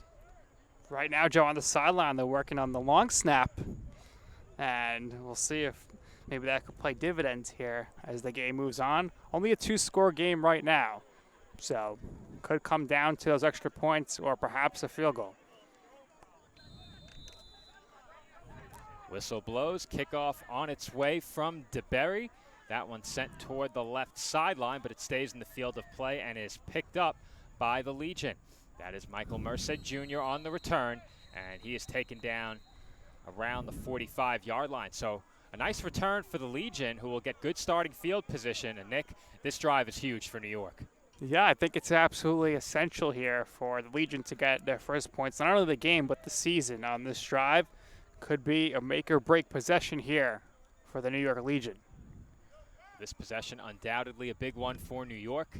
If they can get on the board here, they are right back into this game. But as I said before, coming back from down 2 scores plus against this Gators team, a very tall task. And we will see what the Legion can manage on this offensive possession. Their last possession only lasted 1 play, resulting in a safety. Once again, the officials communicating, this time with the Harlem sideline. And now we have 3 players communicating with the head official. So got an injury, Joe. Number 22 coming off limping for the Gators. Still some communication going on, as the injured player for the Gators who made his way to the sideline was Jordan Tompkins, 6-foot defensive back from Brooklyn, New York, out of Nassau Community College. Stephen Colon was in on that discussion as well. Right now his team is on defense, but he was speaking to the officials, so we'll see what information he passes along to his sideline. And play is finally set to resume. Legion offense still looking for their first points of this game and their first points of the season. Fantoy in the shotgun, just 2 receivers wide, 1 left and 1 right. He will look to throw, and he fires one near side. That pass is complete. And on the reception, that was Glenn Boyd for a short gain of about 4 yards. Nice job by him to get the ball away there as the pressure was getting to him. So nice little pickup there on first down. That's going to bring up second down here. Second and about 6 for the Legion offense. Once again, shotgun set, 2 receivers wide, 1 to the left and 1 to the right. Looks like a max protection for the Legion here, though both tight ends do run on routes, and that ball is spiked into the turf inadvertently, as it looked like Fantoy tried the Big Ben right there. He tried to tuck it down, but couldn't maintain control of it, and that goes down as an incomplete pass. That will set up a 3rd and 6. Not quite a Gronk spike there, but spikes the ball, stops the clock, and a big 3rd down coming up here now. Because, Joe, at this point in the game, you have to wonder if the Legion are going to have to take a shot here if it gets to 4th down and perhaps go for it here at midfield. I think they will, Nick, assuming they don't take a sack or run a play for a loss in this spot. I do believe they will go for it here. Romero in the backfield alongside Fantoy. Once again, shotgun set with 2 receivers wide. Both tight ends went out on routes the previous play. It looked like Vaughn Gooding may have been the intended receiver on that last throw, but it was tough to tell as the ball was spiked down. And here come the Gators as Fantoy will throw, and that is nearly intercepted. The initial pass was off the hands of Boyd. He nearly made a great play in traffic to pull it in, couldn't hold on. And for the Gators, it was Shaheem Burnett with the opportunity to pick the ball off, and here's another look. Burnett not happy with himself there that he couldn't reel that one in. But it looks like here, as we cut back to live action, the Legion, Joe, are actually going to attempt the punt. The punt, however, has resulted in some good offensive stuff for them because of all the penalties. So they'll try to confuse the Gators here again. But I think at this point, I mean, it is only a 2-position game, but I thought that perhaps they would go for it. I think if you're receiving the second half kickoff, no doubt you punt it. I still don't mind the decision to punt it here, but I think you at least entertain the thought of going for it, given that you're not receiving the second half kickoff. Now, the Gators knew how much time was on the play clock. Not sure how. There's no clock around, but that's a great question. They knew exactly how much time was on the play clock, and they were counting it down. So that will move the Legion back 5 yards, and they will set up to punt it again. But as I was saying, not receiving the second half kickoff, trailing to this Harlem Gators team by 2 scores, I thought maybe the Legion would entertain the thought of going forward on 4th down, but I think it's a show of great respect to this Gators offense that this ball is being punted away, and the Legion defense has not been bad in this game. Came up with a stop early, and we'll look for one more here. Well, Joe, we've seen a lot of delay of games here, but I have to wonder if that has anything to do with the fact that there's no clock here on the field. Not a bad punt there as James retreats. Now Wilson will chase after it. He plays it on a bounce. Wilson breaks to the outside, moving up the left sideline, past the 30 to the 40. Wilson tiptoeing the sideline, looks to juke inside, and is finally taken down at the 48-yard line. Well, excellent punt, but even a better return there by Wilson. Some good blocking up the sideline on the left side on the Legion's bench. Takes it back out to about midfield. So essentially, Gators are going to get the ball here just about where the ball was placed prior to the delay of game. They'll take over on their side of the 50 here on the 48. And it was 4th down on the other side of the 50, another 48. So overall, pretty good spot here for the Gators to start this possession. A lot of dynamic playmakers on this Gators offense. Wilson certainly qualifies as one of those. And he shows exactly why with that return, as David Ugarte will take a snap at quarterback here. Spread shotgun set, 4 receivers wide.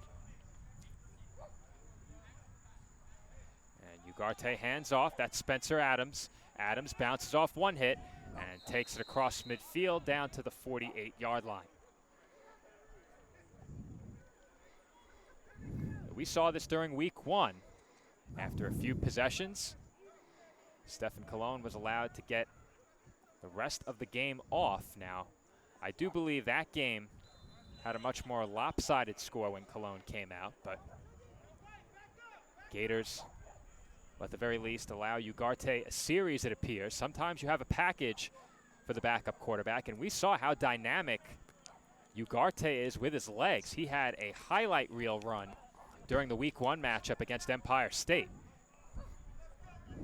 Covered probably the entire width of the field 2 times over and then carried it for about 10 or 15 as, once again, this is Adams, and he is taken down at the 45, and I think that ball came out. It did. It was recovered by a Gators lineman on the recovery.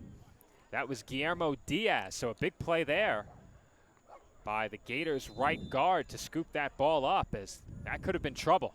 Nice job there by Diaz to leap on top of that one and smother it, and the Gators maintain possession. They're down in about 3. Could be 4 down territory for Harlem, as Ugarte hands off to Adams, and a big hole for Adams, who is taken down hard. That might be just short. We will see. It's going to be awfully close. Could we get our second measurement? I don't think so. I believe he got it, and he did indeed pick up the first down. Gators rolling here, trying to score before halftime.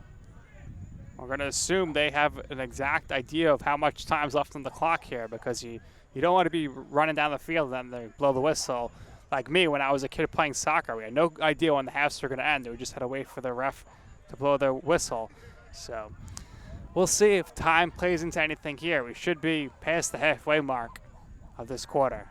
Well, they certainly know how much time is left, as Wilson catches the swing pass and then puts on a move fit for the highlight reel with that juke, as the Harlem sideline gets fired up and Wilson is taken down just outside of the 30-yard line. Wilson with 2 great plays on this possession so far, as things are moving here. Referee signals for the first down, as that was obvious. And the Gators here looking good here as we continue to count down the clock here in the first half. I have a feeling we'll be seeing that last move on our highlight reel for week 4, as Wilson has put on a show in this first half. Get him the ball in the open field and good things happen, be it on a punt return, a kick return, or in that case, on a short completion. Comes another first down snap as Ugarte pump fakes, throws deep, and he has a man open, but that ball is dropped by Cole. Well, Nick, Ugarte pulled off the Big Ben right there. He pump faked and got the corner to bite. Glover took a step in, and Cole shot up the right sideline, but could not bring in the pass. Cole there, that one slips through his hands, unable to reel it in. Would have been a big completion there for the Gators. That's a tough drop for this Gators offense, but it's still just second down, 10 yards to go. They will take this snap from the 31-yard line of the Legion, who are in desperate need of a stop in this spot. Caught a break on that last play. Glover, who's been good, made a mistake there as Hines takes that carry down to the 20. And that will be a Gators first down. So Harlem wasting no time picking up a first, as we have a Legion player down at the line of scrimmage. Well, we have an injury here, but Hines with a great job on that run. And looks like we'll get a replay at that as we have the delay of game. But look at Hines here. Takes the handoff, cuts right, cuts left, cuts right again, hammers ahead for the big first down. Running back of his size with feet that quick is certainly a danger to defenses, as it looks like James Cole was assigned some push-ups after that dropped pass. So Cole dropped down to his knuckles at the 40 and gave him 20. Yeah, I think his teammates were loving that, because, I don't know, do you think maybe his favorite candy is Butterfingers, and maybe that's why he dropped that one before? Oh boy, Nick, you're going to have players calling up looking for you next game. Well, Halloween, before you know it, Halloween's coming. But listen, I mean, he had a big catch earlier, so you can't really say much, and his team is still moving here. And Hines is just carrying everybody like the bus himself back in the day, Jerome Bettis, as he takes that within the 10. So no harm, no foul. And the teammates, at least they're getting a good laugh, razzing their buddy Cole, who they had to give some push-up assignments there for the drop pass. Well, in case anybody was doubting this fact, Hines is certainly more than just a power back. You can see how quick he is making those jump cuts at the line of scrimmage. And if you're a defensive player who hasn't played against him yet and you see moves like that at the line from a 250-pounder who's running downhill, you might be inclined to perhaps take a step in the wrong direction and get out of the way because he is a tough tackle. No doubt about that, Joe. Now, on the topic of Gators players, we were offered a guest ahead of the game today, which, because we didn't have power, we could not accept. Now, if we get to our next Gators broadcast a bit early, and we have power, we will definitely get some Gators players to join us during the pregame show. We'd love to have them, as we always like to get the athletes we cover on the show alongside us. Haven't had the chance to do it yet, but certainly will look to do so in the future. We do know Cologne of the Gators has some choice words for you, so I'm sure he'd love to come on the broadcast. I'm sure he would. I still insist he had the wrong guy because the comment he referenced, I don't recall, and I'm one who recalls all of my snarky comments. I would have owned it, I promise. As Ugarte takes the snap and will throw for the end zone, and that is off the hands of a Gators receiver. Now we have two number 12s on the roster, both listed as wideouts. Yemi Tavares and Gerald Wilson, both assigned number 12, both listed as wide receivers, both stand 6 foot 2 inches tall. So unfortunately, your guess is as good as mine as to who it was on that drop. We'll see if the sideline helps us. I think we might have some more push-ups upcoming. That was a tougher one, though, that's for sure. He had to dive. Catch. He did have to dive. Good route to get open, though. Nice effort there by number 12. Beat his man clean off the line of scrimmage on that slant route. 3rd and goal now for this Gators offense. Ugarte looks to throw. Will now be forced out of the pocket. He runs back to the 30. Now moves forward. Throws for the end zone. And Glover swats it out of bounds. Well, Glover there doing what he does best. Impacting the play, knocking that one away. Gators lucky there they didn't take a sack there for a loss of about 30. Ugarte certainly has the escapability you look for at the quarterback position. And he showed it off right there as it looks like the Gators offense will head back out onto the field. Now, Ugarte was on with the field goal unit earlier, but we've seen a couple of extra points go awry in this game, so I don't think the Gators will be trying for a field goal on this spot, though. I could be mistaken. I have been mistaken before. Well, we also have to wonder how much time is left on the clock here. As far as I know, we have not had the 2-minute warning yet. The referees have not signaled the 2-minute warning. So if the 2-minute warning has passed, that is news to me. It will be a 4th and goal for the Gators from right at the 10-yard line. That does give them a bit more room to work with. As Ugarte will look to pass, he's flushed out to his left. He's running for it, and Ugarte will take it in for a Harlem touchdown. But hold up, we have a flag at the goal line, and this one might be coming back. Could be holding, could be an illegal block. But good thing the pylons are out there now because that almost came into play there. We might have had a late block in the back. We'll see if we catch anything on this replay. The officials are going to discuss it. I didn't see anything. The other thing I could think of there is Wilson blocking number 3 on Legion. Kind of knocked him off his feet, and he was away from the ball. We'll see what the call is. Now, Ugarte is still having a word with his sideline. Let's take one more look at that replay while we have a moment here. We could focus in on Wilson to see if perhaps the block, the eagle block is going to go on him. You'll see him coming at your top right of the screen. No, it wasn't Wilson, but it looked like somebody was definitely hit away from the play. Number 10, perhaps, committed the penalty on the Gators. Certainly a Harlem penalty. They have been moved back. Ball spotted at the 16-yard line, so that might have been a 5-yard penalty, or it was a spot foul, which I think is more likely. Can't be a 5-yard penalty if they're snapping from the 16, because then they would have had a chance for a first down, which they did not. So it's 4th and goal.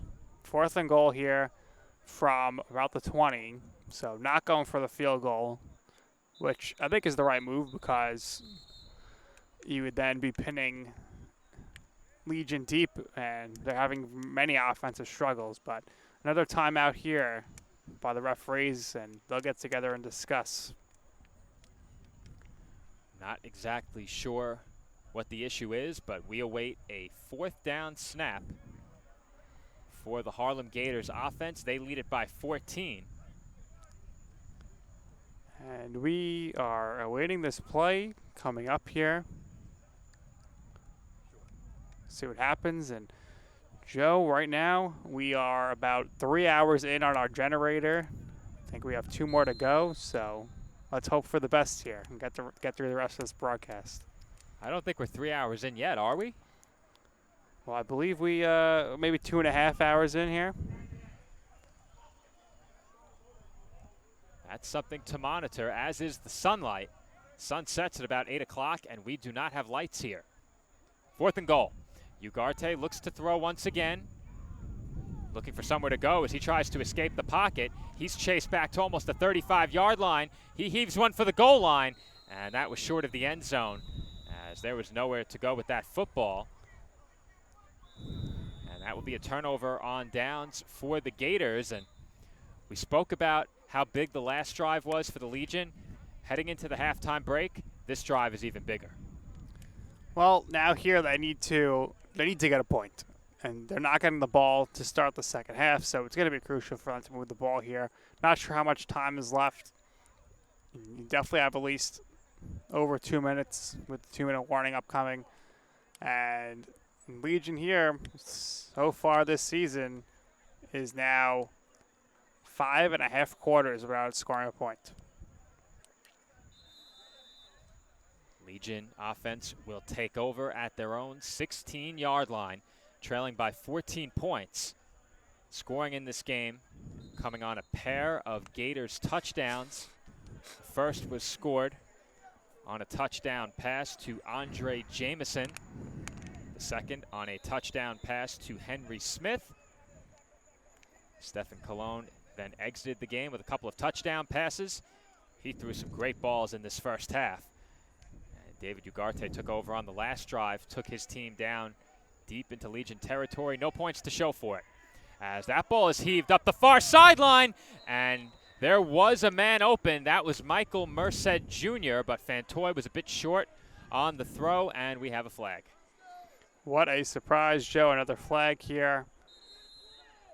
And that's going to be a holding on Legion, and that's going to back them up. So that will be half the distance to the goal. And all of a sudden, the New York offense is backed up into a dangerous position against their own end zone once again.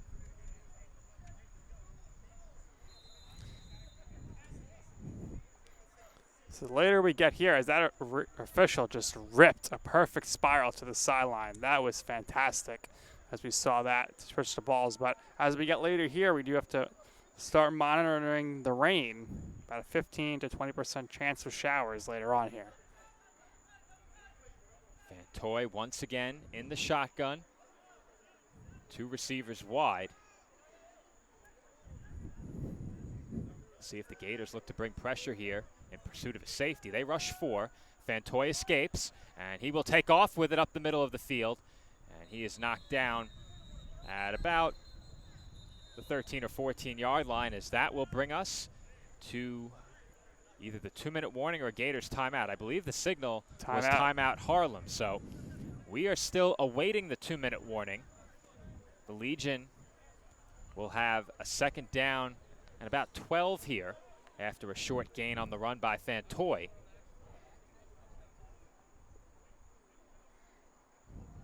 And the Legion, still in search of their first points, at the very least have to get themselves out of this position, backed up against their own end zone.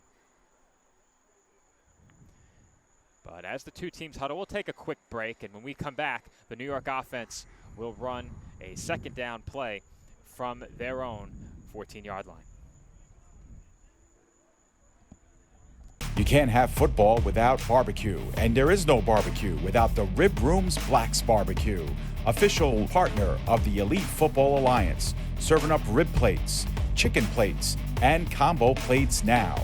To get your official Black's Barbecue order, call 347-837-5762 or Facebook direct message Sean Kelman.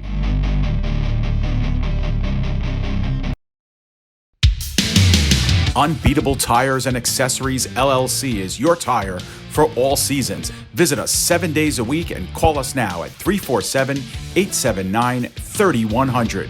A tire for all seasons at Unbeatable Tires and Accessories, official partner of the Elite Football Alliance.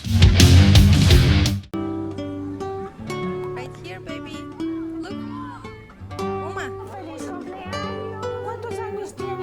Noah. Something more than a birthday is happening here. Once you can see it, you can help. The sooner you recognize the signs of autism, the sooner you can make a lifetime of difference for your child. Start by answering a few simple questions at screenforautism.org. And we are back. We're on the PDF Sports Network. A second down and 12 coming up for the New York offense. The Legion trails Gators 14-0. Fantoy in the shotgun. He takes the snap, and the play is blown dead. Now, flags came out a bit late there. I heard the whistle, but Fantoy was in danger of taking a big hit, as it looks like we're going to have a false start on New York. Now, New York going in the wrong direction here. Has to worry about another safety. So that's going to move them back 5 yards. The officials, once again, trying to sort this out.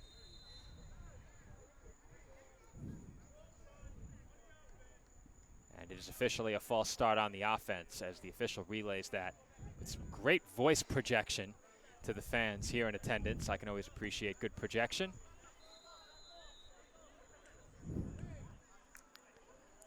But going back to the other official who fired a perfect pass to the sideline, he had to have played some quarterback, or may still be playing some quarterback somewhere, because that was a very good pass. Maybe that makes the highlight reel this week. It might. If we got that on film, the back judge with a perfect spiral on a dart to the Gator sideline as Fantoy looks to run, and he gets back to about the 10, but that pocket is collapsing quickly. Another timeout here for the Gators.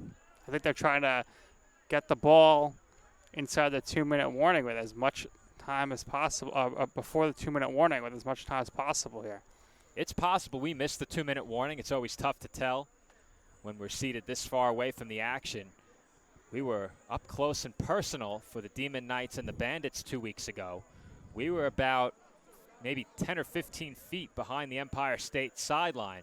We could hear all of the conversations, everything that the official was saying, so that certainly helped in deciphering where we were throughout the game in terms of time, but we are much further away here this afternoon, and there's no telling how much time is left on the clock. But as you said, Nick, at the very least, the Gators are looking to either get the ball outside of the 2-minute warning with as much time left as possible, or are trying to preserve as much time past the 2-minute warning as possible.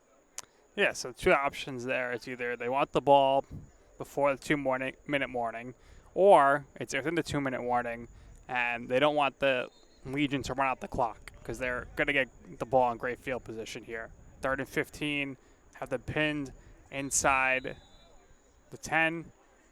So either way, Gators looking to get the ball with some time on the clock. For the Legion, it will be a 3rd down and 15.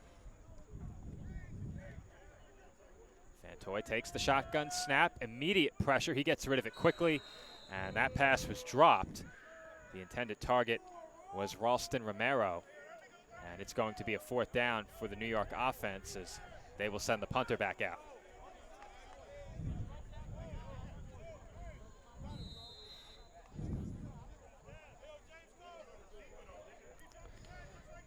So 4th down and 15 here. The Gators hoping to end another touchdown on this one before they go into the half. And a 21-0 lead could, in fact, be insurmountable for Legion. A during the pregame, we showed you what the Gators have been doing this year in terms of points per game and defensively, how they've limited the opposition to the second fewest points in the Elite Football Alliance. There you see it once again. Only the Bears have allowed less points than the Gators on a per game basis this year, as that punt is sent away, and it will take a Legion bounce across the 45, out across the 50, and down to the Gators' 45-yard line. So a good punt from the shadow of his own goalposts by Eric Golden, who has been tasked with the punting duties in this game here today. And the Harlem offense will take over at their own 45, and David Ugarte will return to the huddle as it looks like he will have the quarterbacking duties the rest of the way. Coach George from the Legion has to be really happy with that punt, because I know what the Gators were thinking. They were thinking they're going to get this ball maybe inside the 40, try to punch it in here before halftime, but now they're going to have to go a much further distance, about 55 yards if they want to score here. The Gators will start from their own 45. We are still unsure if we are inside or outside of the 2-minute warning, but based on the Gators' use of their timeouts, we believe that it's more likely we have passed the 2-minute warning. Once again, 5 wide for this Gators offense. And when you have a team that can run it as well as they have, while also simultaneously being able to spread the field, it gets real tough, as it looked like the Legion may have had 10 men on the field. They did. I took the timeout there. Yeah, they had 10 men on the field, that's why. Yep. So the Legion have burned, I believe, their second timeout.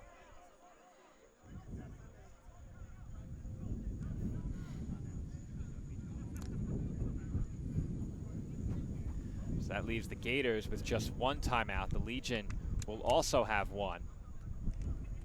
As we take a peek inside the Gators huddle.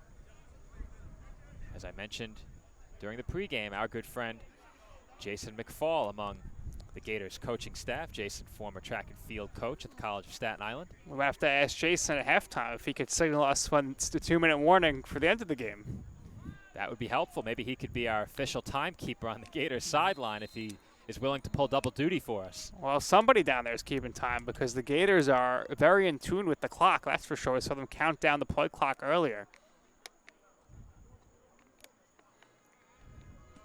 So coming out of the timeout, Gators offense will have a first down as they look to add to their 14-point lead before the half. The Harlem offense has produced 2 touchdowns in this game, as well as a safety. Ugarte takes the snap, looks right, and throws right. That is Wilson on the catch, and he will take it out of bounds at the 45-yard line of the Legion. That will be enough for a Gators first down. And you can't draw it up much better than that to open up the 2-minute drill, as they get a short completion that goes for 10. Wilson then finished the play by getting out of bounds.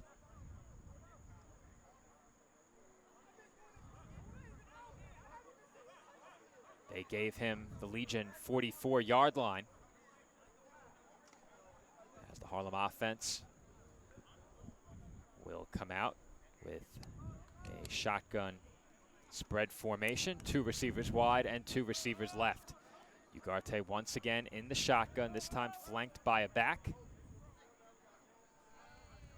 And he will fake the handoff, roll to his left and throw left, and that throw off target.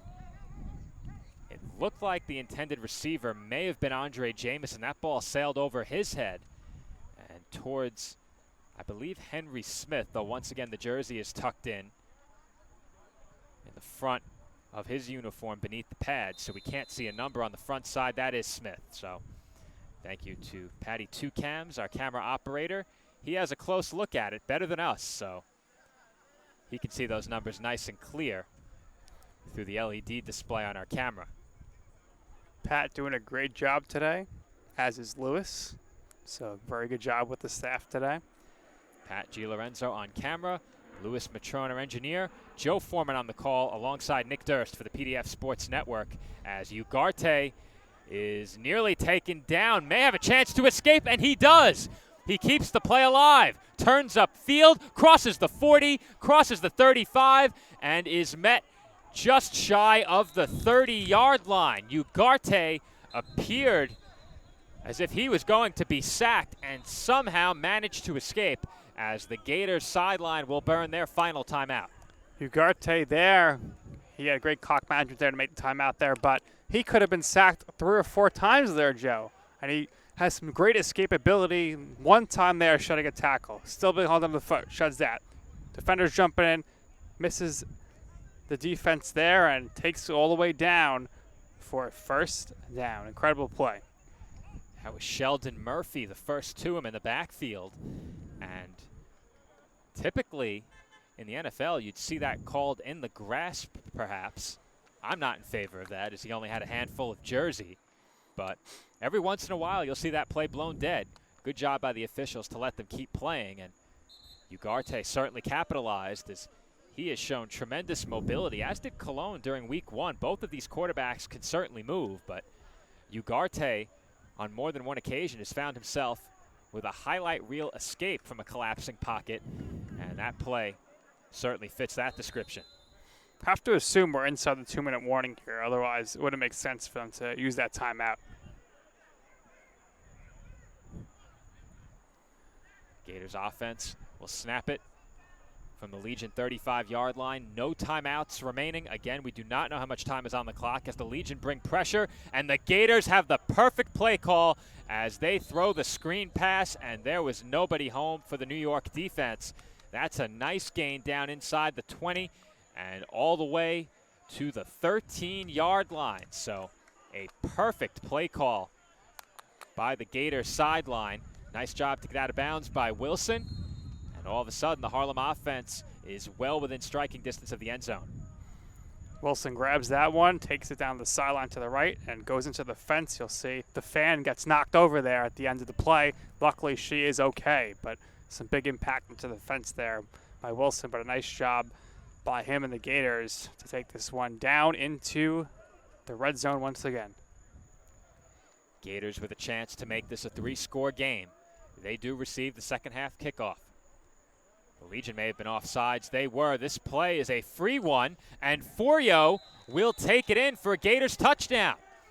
Wesley Forio with a massive hole up the middle, and he takes it all the way to the end zone, basically untouched, as the Gators had a free play. The Legion were well offsides as they tried to jump the snap, and that should be a 20-0 lead for the Harlem Gators. So, of course, the penalty is declined there. It's going to be 20-0, and looks like the Gators are going to go for 2 here to make it 22, which would be putting this game pretty much out of hand. The Legion certainly need a stop to open up the second half. Really needed one there as well with the way their offense has struggled through the first 6 quarters of their season. It all started with that fumble on the opening drive. The Legion were just outside of Gators territory, coughed it up. They did come up with a stop on the ensuing Harlem possession, but haven't had anything going since, as that ball's knocked out of the hand of Ugarte, and he manages to escape again. Ugarte headed for the goal line, and he is in for the 2-point conversion. Great job there by Ugarte to recover his cough up of the football. Gets it back and takes it in for the 2-point conversion. And it's 22-0 Gators here as we're nearing the end of the first half. But getting a look at this one, the ball pops out, and then he gets the possession back and runs it into the end zone.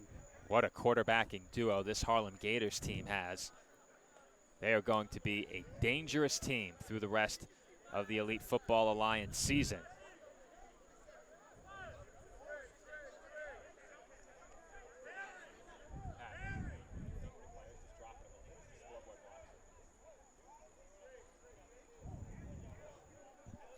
Looking ahead to next week for this Gators team, they do take on the New York Bears. The Bears with a record of 2-1. As there you'll get a look at the Week 5 schedule in the Elite Football Alliance. The only confirmed date we have received is for next Sunday. The Brooklyn Pharaohs will be taking on this New York Legion team. We will have that game here on the PDF Sports Network, but you also see the rest of the Week 5 schedule. The Empire State Demon Knights will take on the New York Bandits for the second time this season. That will be a Bandits home game. And the Harlem Gators will take on the New York Bears in what will be potentially a battle for first place. Well, Joe, I think we have about 16 seconds here left in the half. I overheard someone on the sideline say that. I'm not exactly sure. So, assuming this kickoff is put in play, I would imagine Legion will kneel it, and we will go into the half, and the Gators will lead 22-0 here at Saunders High School in Yonkers. Well, this game got off to a bit of a sloppy start for the Gators. Offensively, we saw some early flags, but they have really cleaned it up as this first half has progressed, and that's a credit to their coaching staff, as they certainly came ready to play here this afternoon, as both the ball and the tee went flying on that kickoff. It's scooped up by Glover once again inside the 5. He breaks it upfield, and he will take it out to the 15-yard line before he's taken down. And we will have a few seconds remaining in this first half after Glover had an opportunity to scoop that kick up and turn upfield.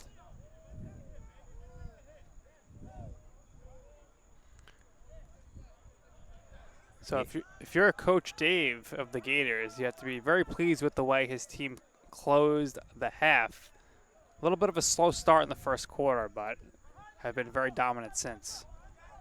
As I said, a bit of a sloppy start for the Gators. They were stopped on their first offensive possession, but have really cleaned things up since. As for the Legion, we've just seen a barrage of penalties derailing one offensive possession after another. The Legion have stopped themselves quite a bit, have made it much tougher to pick up first downs, and this Gators defense has only given them some very tight windows to pass, and they have given this New York offense absolutely no running room. We'll see. Looks like maybe there is some time left. Legion looks like they're going to run a play here. Gators will back up their defense in the secondary, but it's going to be a handoff up the middle, and that should take us to halftime with the Gators leading the Legion by a score of 22-0. New York does have one timeout to burn. They will not use it, and that is the end of the first 30 minutes. Harlem leads New York 22-0. When we come back, the second half of this Elite Football Alliance Week 4 matchup from Saunders High School in Yonkers, New York. Exclusive coverage of the EFA only on the PDF Sports Network.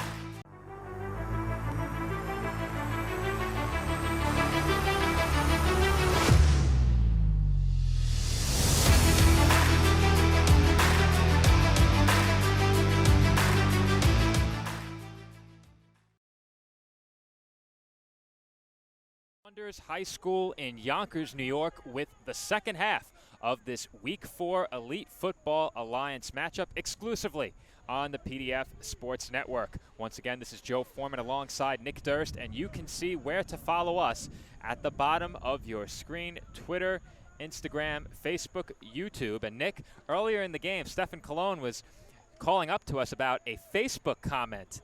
That's what he was referring to earlier. So when asked if we were covering the game this weekend, Dave, who runs our Facebook page, responded with the weather potentially being an issue, and the response by Cologne was rain, rain, go away. So that's why I wasn't aware of what he was talking about. I do not run the Facebook page. That's Dave. I'm the graphics guy, so if there are any complaints about the highlight videos or the graphic packages, any mistakes, I'm your guy. Hopefully I don't hear from anyone on that front. Well, weather has not been an issue yet as we go with a squib kick. The weather right now is beautiful, and off the squib kick, it's a nice return for the Gators, as out across the 50-yard line and taken down was, I believe, Tajay Montgomery. So weather not an issue, but darkness could be an issue real soon if the pace of play continues like it was in the first half. Our first half clocked in from the scheduled start time at about 2 hours. The scheduled start time of this game was 4 p.m. We had some soccer being played on the field ahead of kickoff, but as soon as the field was vacated by the soccer, we had the EFA take the field, and they got started almost right away, so not much time past 4 o'clock when we got started, and the second half begins at about 10 after 6, maybe a bit later. So Gators offense will open up the second half with a first down in Legion territory at the New York 46-yard line. Joe, what do you imagine George said to his Legion squad at halftime?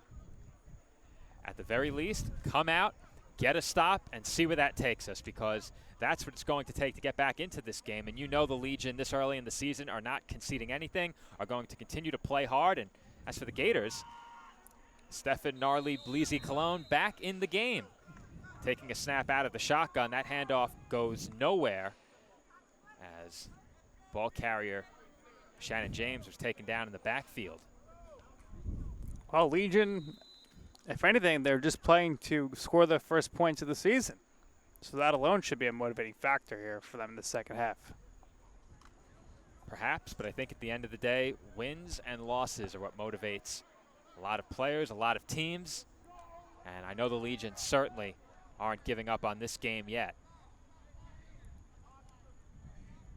Second down for the Gators offense, and once again, they run that sweep into a counter, as that looked like a German suplex. We were talking wrestling during the pregame, and we saw our best German suplex of the afternoon right there. Well, Joe, big tackle there, but I would imagine here that we are going to see a lot of running the ball here in the second half for the Gators. Jamani Powell with that tackle. And as we spoke about during the pregame, this Gators team certainly can run it. They got ahead on Empire State in week 1, and from that point forward in that game, ran the football very effectively. Third down and long for the Harlem offense. Chance for the Legion to get a much-needed stop to open up the second half as the wind really begins to pick up once again. It's howling. Blowing against the Gators left to right. As Cologne takes the snap, he surveys the field, has time, throws right sideline, and Forio is all alone. Forio cuts inside, and he is taken down inside the 10-yard line by Sherrod Howard. The Legion safety, the last line of defense, prevents the touchdown, but that looked like a blown coverage by this New York defense on 3rd and long. Certainly, Joe. And we'll see here if the Legion are able to make a big goal line stand. Looked to be a cover 1 look, one safety over the top, perhaps with zone underneath. Not a look you typically see. You can't imagine that was the play design, but at the very least, Howard got stranded on an island in the middle of the field. He had more than one man to cover all alone back there. As Cologne looks to throw, and that slant is off the fingertips of Dominic Page. Cologne really does a great job at the quarterback position of getting all of his receivers involved as well. How many names have we said today? Forio, Page, Wilson.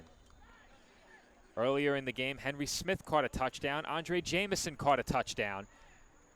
Just about every wideout, if not every wideout, who has seen time out on the field for this Gators offense has gotten a look or caught a pass. Are you surprised to see Cologne back in the game here to start the second half? With how early he came out in the first half, I'm not too surprised, but we saw him on the sideline wearing a ball cap, so I wasn't sure we'd see him again. Yeah, it's certainly hard to get back amped up once you've been out of the game for 35 to 50 minutes, and you come back in. I would think so, but that's why these guys do it at the semi-professional level. And that play was blown up. Looked like they may have been setting up a shovel pass or some sort of screen in between the hash marks, but nobody home as the back Spencer Adams was well covered in the middle of the field. That will bring up 3rd down. Score here likely puts this one away for the Gators. A 3-score lead, as you mentioned, Nick, may seem insurmountable for a Legion team that hasn't scored in the first 6 quarters, but like I said earlier in the game, I really liked the way the Legion started, but it was a short-lived positive start after they fumbled the football, and they've been really discombobulated since. A lot of penalties, moving in the wrong direction on offense. This Gators team, since the opening couple of possessions, has played a much more disciplined game, and we've seen more of the prolific offense we're used to. This is Cologne looking to pass for the corner of the end zone, and another perfect ball from Cologne over the outstretched arm of Glyn Boyd, and that is caught by Forio for another Harlem Gators touchdown. They have broken this game wide open and now lead by 4 scores. We'll see if they go for 2 here. I think they're going to be doing that. Ugarte back out onto the field along with Joshua Hines and Andre Jameson. I don't see DeBerry, who has been assigned the place-kicking duties in this game, so it looks like the Gators will indeed go for it. I don't see DeBerry on the sideline right now. Is he on the offensive line, perhaps? Maybe. He might be. Yes. Left guard? Looks like it. Yep, left guard. We saw DeBerry on special teams in week 1, at kicker here. Now on the offensive line as that pass is low from Ugarte. He was looking for Kadeem Wilson right along the goal line on the out route. And the 2-point try is denied. Gators lead at 28-0. 28 zip here, early second half. Legion here, they came out with ruthless aggression, but might be time for a gimmick change to switch things up here, and they need to figure out something here, as we know official stats, but I don't believe they've had a first down this afternoon. The one first down that they had came on a penalty, if I'm not mistaken. Yep. It was on that 15-yarder committed by the Gators on a punt. And that really seemed to be the turning point in the game, because once that penalty was committed by the Gators, they really tightened up, immediately got off the field defensively, and the offense has been foot on the gas since, as you say, Nick. All gas, no brakes. As your former team's head coach once said, Robert Sal, all gas, no brakes. That's for sure. And maybe the Legion here have to channel their inner Dan Campbell and the Lions and start biting the kneecaps, perhaps. They are set to receive this kickoff, trailing by 28 points. And just a reminder, for those of you tuning in to our broadcast on the PDF Sports Network, next week we do expect to have coverage of this Legion team once again. It will be the Legion against the Pharaohs. As DeBerry kicks off, and Glover finally fields one outside of his own 5-yard line and takes it out to the 35. So the New York offense will start from what we thought would be their own 35, and once again a late flag comes in. Pretty much every kickoff has resulted in a flag.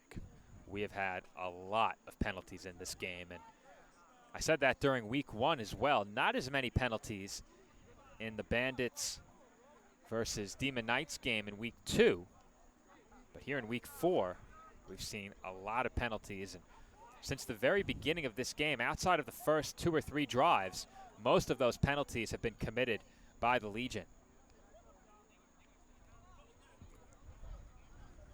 Right now, the officials conversing with the Legion sideline after that last flag. Now, that could spell either good news or bad news. They could be asking accept or decline, or perhaps they're explaining the call. And they are moving the ball out to the 50. So it was a personal foul against Harlem. And this may be the best field position that the Legion have taken a snap from in this game.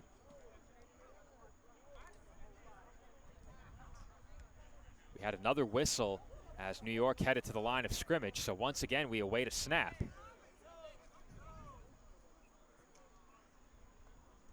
Right now, we have one football spotted at midfield, another football in the official's hand.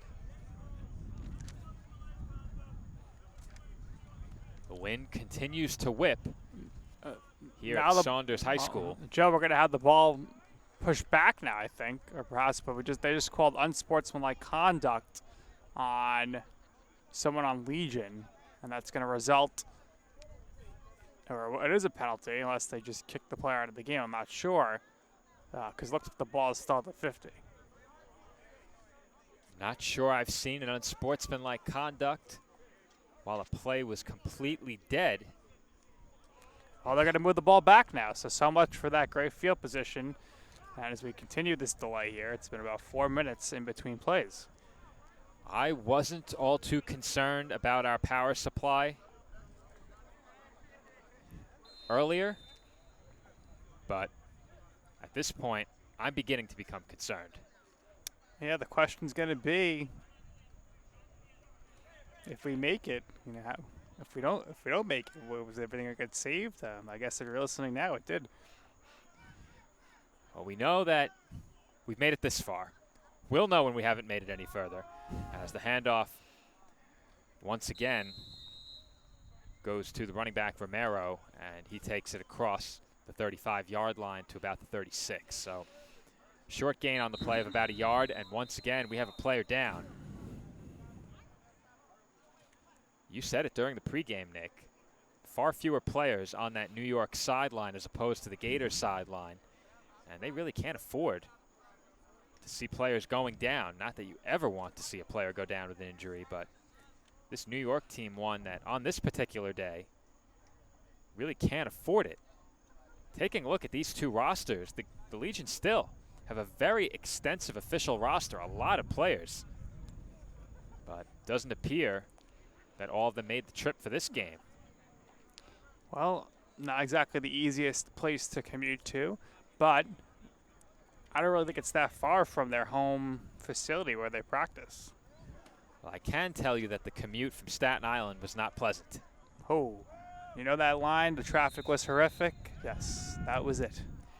Sure was. Horrific is certainly a fair way to describe it. We spent about 50 minutes trying to get over the George Washington Bridge as snap is taken, throw is short to the right, and that's a nice gain. Biggest play of the afternoon for the Legion. Their first down of the day. Glenn Boyd was upended on that play, and I'm not sure I have ever seen that. Boyd, after going down with what looked like a Madden hit stick, congratulated the tackling player. Here's a look.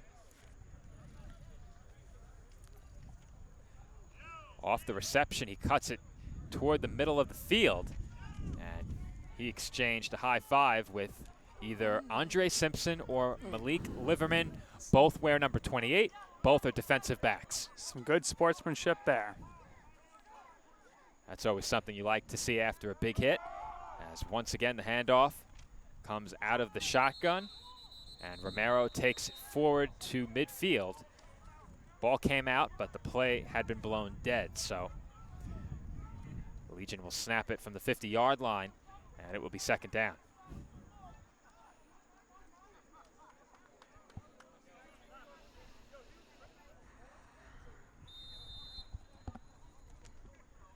Third quarter from Saunders High School in Yonkers, New York, with the Gators leading by 4 touchdowns. I would say we're probably about 5 minutes into this third quarter, perhaps a bit less. Nick, you're shaking your head. What do you think? I think it's less. Less? I mean, we've had we had a 5-minute delay before this possession began. After the kick, we've had 4 flags. We've had 2 injuries. I'm not sure how much. We've had a bunch of incomplete passes. That was a fake handoff as the ball comes out, and play is blown dead. So Van Toy was marked down at the 48-yard line. That's a loss of 2, and that's the first time we've seen him keep it on that read option. And it was nearly a costly decision as he was being taken down to the turf. That ball was knocked out of his hands. There you get a look at it again. That ball came out very late. From up here, I was questioning whether or not he was on top of the defensive player.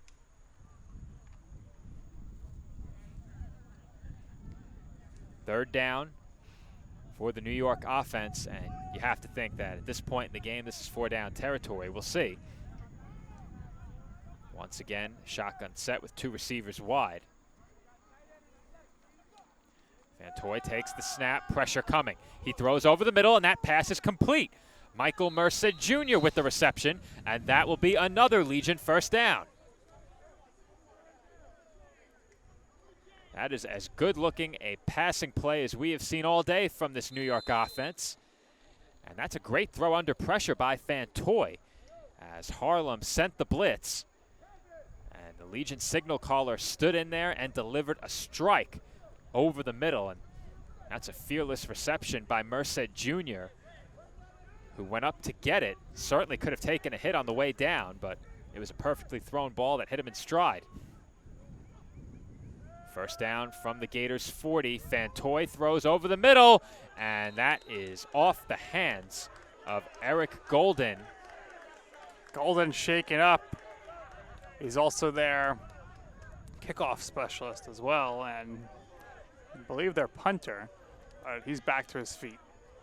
Walking gingerly to the huddle. The Gators sideline was fired up by that last play.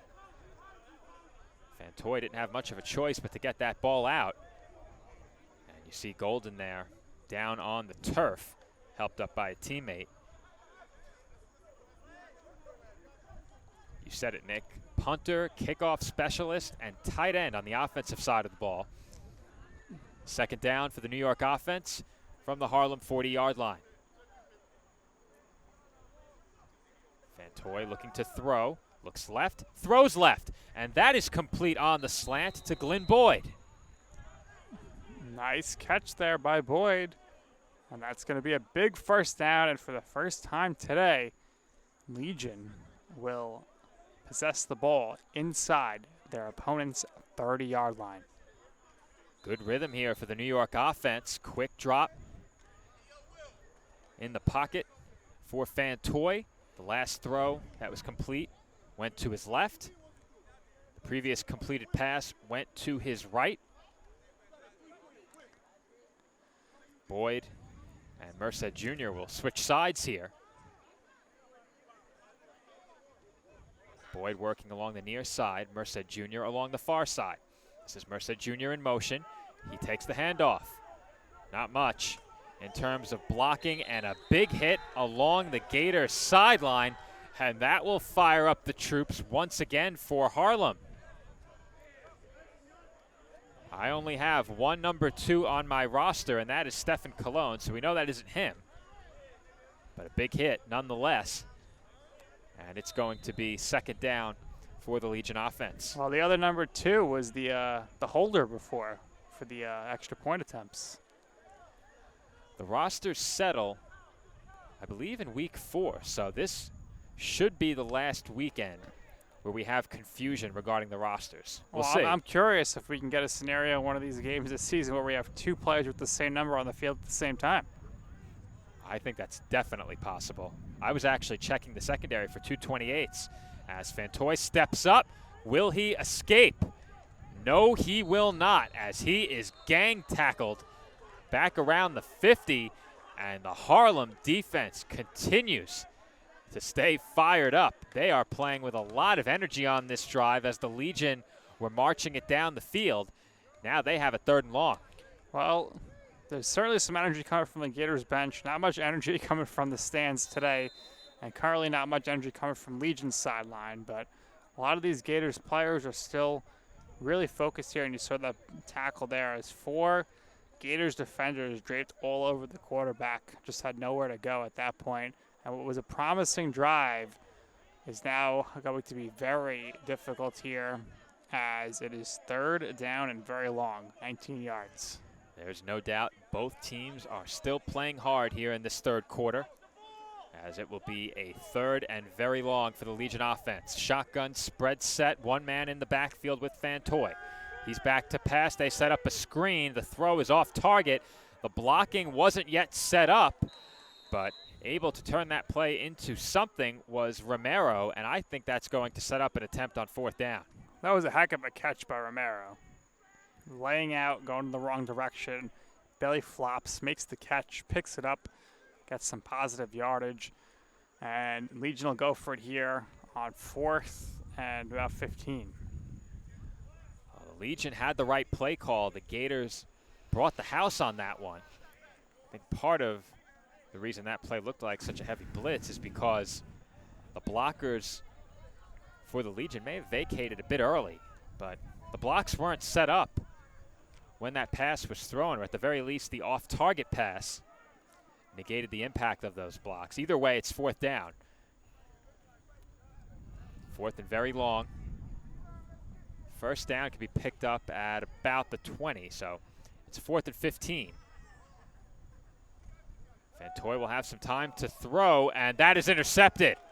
And a chance for a run back here by the Gators, blocking ahead, and this will be taken all the way for a Gators touchdown.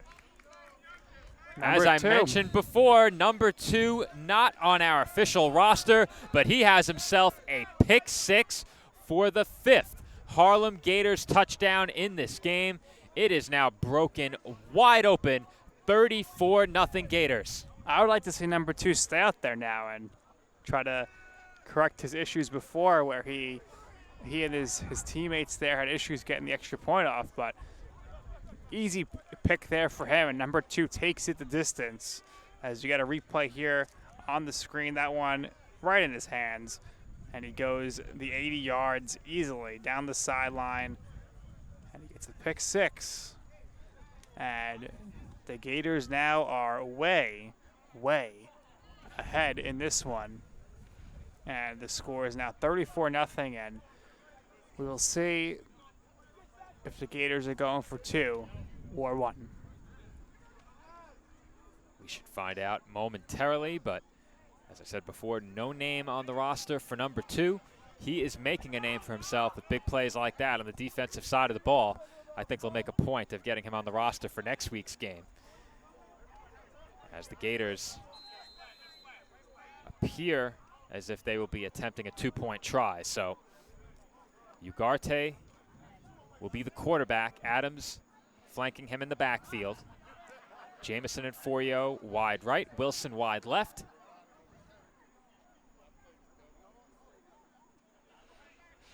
Man coverage look defensively from the Legion. And Ugarte scrambles to his left, pitches it back, and Adams will take it in for the 2 points. So perfectly designed option on that play. Power option outside of left tackle. And Adams will be credited with the 2-point conversion. Gators taking care of business here. And as you mentioned, Joe, perfect design there. The quarterback had the option. And you see he took the snap, gets into some traffic, flips it out, and they get the 2-point conversion.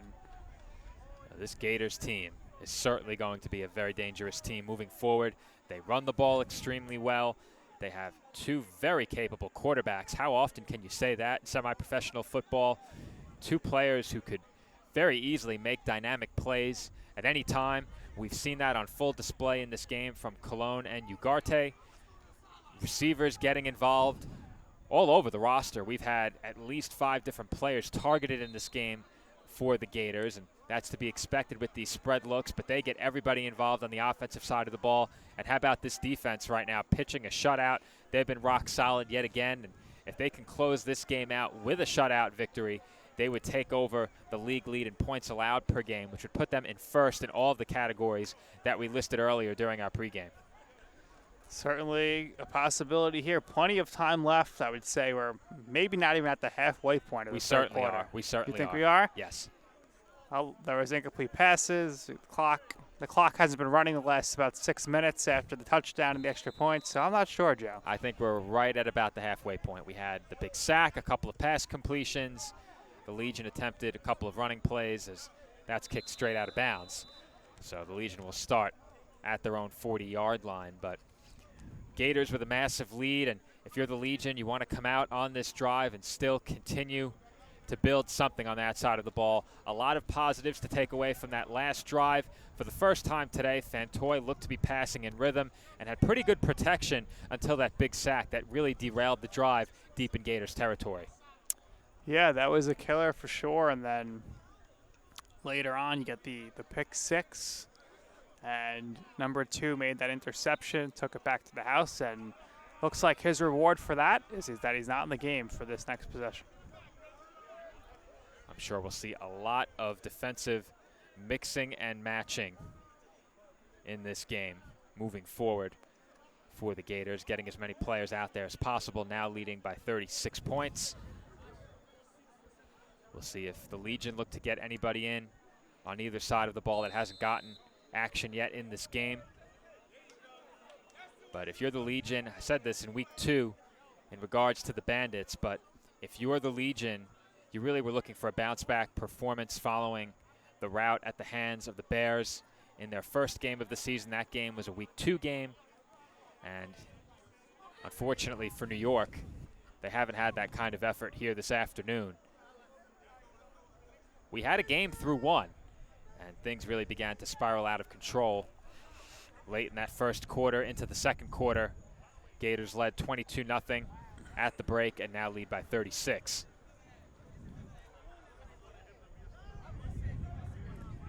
Still the same personnel for the Legion offensively. They will start this drive from their own 40-yard line after the kickoff traveled out of bounds. Fantoy will once again hand off to Romero, and that's a nice run for Romero. And he's down inside the 40-yard line of Harlem. Romero is playing hard here. He had a nice catch before, and that's a really good run for him right there, firing Legion up a little bit. Well, Romero's lack of yardage in this game, not much his fault at all. The Gators really did a good job of blowing up the rushing attempts in the first half. There have been some more running lanes these last 2 drives, and Romero has certainly capitalized on those. Another first down for the Legion. And Fantoy will take the snap and once again hands off. Romero looking for somewhere to go, powers his way forward, but at most he picked up 1. Maybe even lost a yard on the play. Second and long for the Legion offense. Once again, this game was scheduled to get started around 4 p.m. We certainly got started later than that. Well, Joe, our generator was on for an hour before the game. So right now we're at 3 hours and almost 40 minutes on the generator, and we're told we have 5 hours on the generator. That's if there was a full tank of gas. I'm certain there was, and that we're going to make it through. We'll make it. We have many more weeks of coverage to go as well, so we may be relying on the generator again, as that is intercepted in the secondary by the Gators. Another Legion turnover, and with the INT, that is a player wearing number 26, another player who is not on our roster. And speaking of opportunities that players may get late in this game with a lopsided score, perhaps the Gators emptying the bench a bit, as we've seen several players not listed on our roster getting into this game here in the third quarter. Not only have these players gotten into the game, they have made impact plays on the defensive side, but looks like we had a penalty on Legion after that. So Gators are going to start this on the other side of the 50. So that must have been a double penalty, or I don't know how they're possibly. Oh, actually, Joe, it's the end of the third quarter. They're going to switch sides. So trying to read lips out there is a little difficult, but we have made it. We're going into quarter number 4 now. And this one is at 36-0. And we spoke about it earlier, Joe, but we could briefly mention again, you know, our game next week. Legion's going to be back, and the Gators have a big game coming up next week for themselves as well. Well, we covered the Bandits in week 2 against the Demon Knights, and then had the Bandits at the Bears last week. We were looking to see if the Bandits could bounce back against New York. They could not. The Legion will have a chance to bounce back here on the PDF Sports Network next week as they take on the Brooklyn Pharaohs. We mentioned it during the pregame. Huge win for Brooklyn this weekend over New York. So once again, we'll get a look at the EFA standings ahead of the start of this final quarter. I think it's fair to say we can put this in the win column for the Gators. They will improve to 3-0. That will not be reflected in our graphic, but the Bears at 2-1 will be battling the Gators next week for first place in the Elite Football Alliance. The Brooklyn Pharaohs at 2-1 will look to keep pace against this New York Legion team. The Pharaohs 2-1. The Legion with a defeat here today will drop to 0-2. The Demon Knights, after consecutive bye weeks, will head into Week 5 with a record of 1-1, and the Bandits, who will take on the Demon Knights, will enter Week 5 0-3. And we also have a look at some of the numbers for the Gators' next opponent, the New York Bears. That's a matchup a lot of people are looking forward to next week. So here are the Bears' rankings in the EFA this year. If the Gators can maintain this shutout, they will take over the lead in points allowed per game. But taking a look at New York, a very formidable opponent for this Harlem team, should be a great game next weekend. Yeah, Joe, the Bears, points per game, you see it there, just a little under 32, which is second in the league.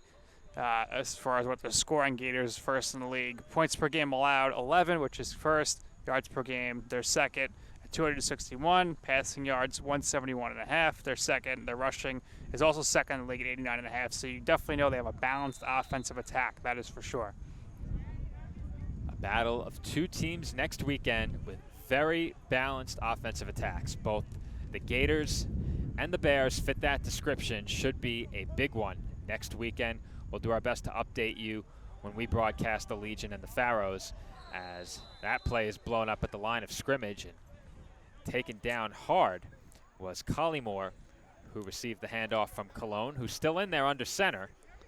Well, Joe, you have to think that we're going to see the Gators run the ball a lot in this fourth quarter, but I said that going into the second half, so who knows? I think the Gators came out with their game plan fully intact at the start of the second half. They were looking to do what they did to open this game. They spread the field a lot, looked to throw quite a bit, but kept the offensive attack balanced. We saw a lot of these spread formations, 5 wide, as we see once again right here. But they inserted Cologne back into the game, and he has shown why he's one of the best in this league, as that pass is low, and Wilson couldn't scoop it up off the turf. So it's going to be third down for the Gators offense. Well, just as I said, they should probably start running the ball straight for a pass attempt. We saw this a lot during Week 1, where we covered a pair of games. The outcomes were decided entering the closing minutes. In Game 1, it was a 2-score game with about 2 minutes left. The Pharaohs had the ball, and they looked to air it out against the Bears' defense. The Gators had a big lead over Empire State in Week 1 during the EFA Kickoff Classic, and they kept their foot on the gas pedal and continued to score. So, you know, the Legion still playing for pride in this spot, will not be eager to allow the Gators another long scoring drive, as Cologne will look left and throw left, and some miscommunication in the secondary leads to a big gain and a touchdown, as that is a complete breakdown by the Legion. And in for his second score of the game is Andre Jameson.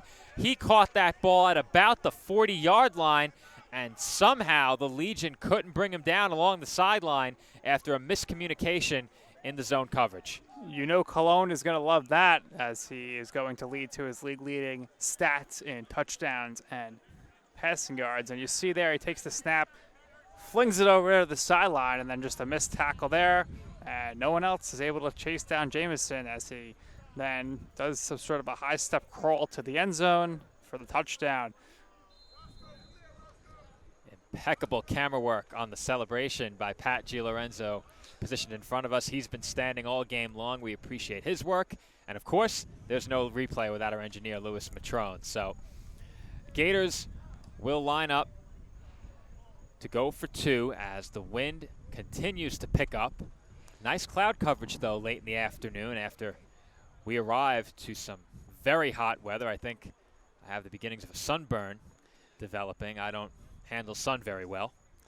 Well, you are usually indoors a lot, so it is a little surprising when you're outside. But I'm also very surprised here that the Gators are going for 2. This is a perfect time to work on their extra point game, which was not successful in the first quarter, and that is broken up, so the 2-point conversion is no good. Gators 42, Legion nothing, as we continue action here in the fourth quarter. And with that, we will take a quick break ahead of this upcoming kickoff. Big lead for Harlem over New York as we are early in the fourth quarter.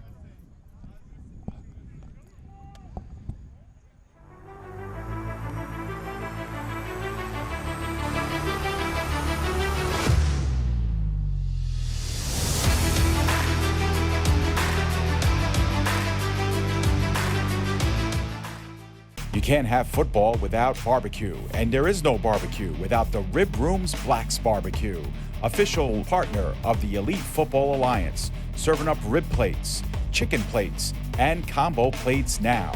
To get your official Black's Barbecue order, call 347-837-5762 or Facebook direct message Sean Kelman.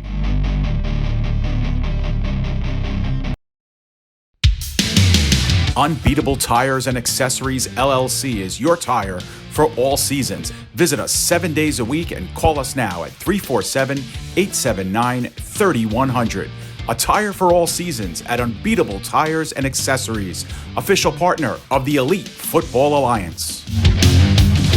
Incredible women. I wish they had those kind of cool careers for women when we were growing up. So in this flashback, we're all the same age? Yeah. What does everyone want to be when they grow up? If I say 2 jobs, do I get extra credit? No. I want to make immersive video games. I want to revolutionize 3D printing. I want to analyze data from the cloud. I want to be a meteor. You mean meteorologist? No. That's great, Al. Follow your dreams. For the record, I was a baby in the 70s.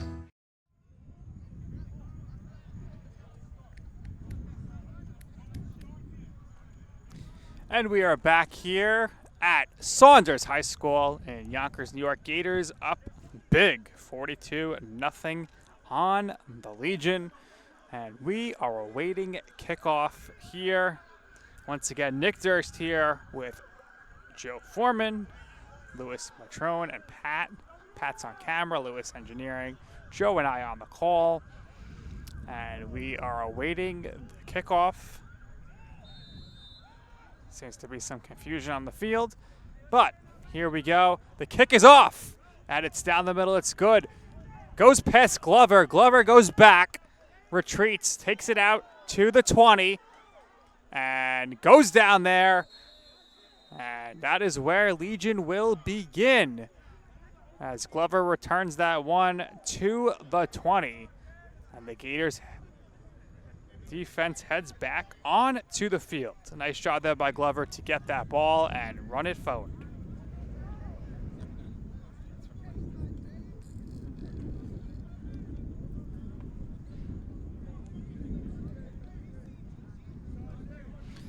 And we are here and waiting. And you can see a great throw again by the referee. Joe, I know you caught that one. Great job there by Pat on the camera. What do you think about that spiral? Great spiral. I think we need to have a skills challenge during one of the off weeks, perhaps. I know Labor Day weekend, the EFA is off. Perhaps we have a skills challenge that involves some of the referees. I know the players would love that. We'd be happy to broadcast it. So perhaps we have a bit of an all-star style, all-star weekend style skills competition, and we can include some of the referees in that. Perhaps. It'll all depend on the location, that's for sure. Brooklyn preferred. For Aviator Field?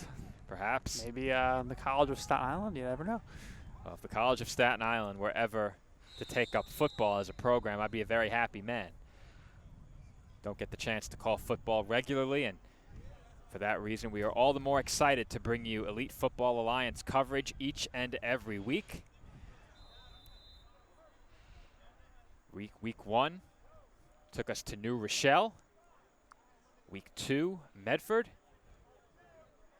Week 3 in Rockland. And week 4, we bring you action live from Yonkers.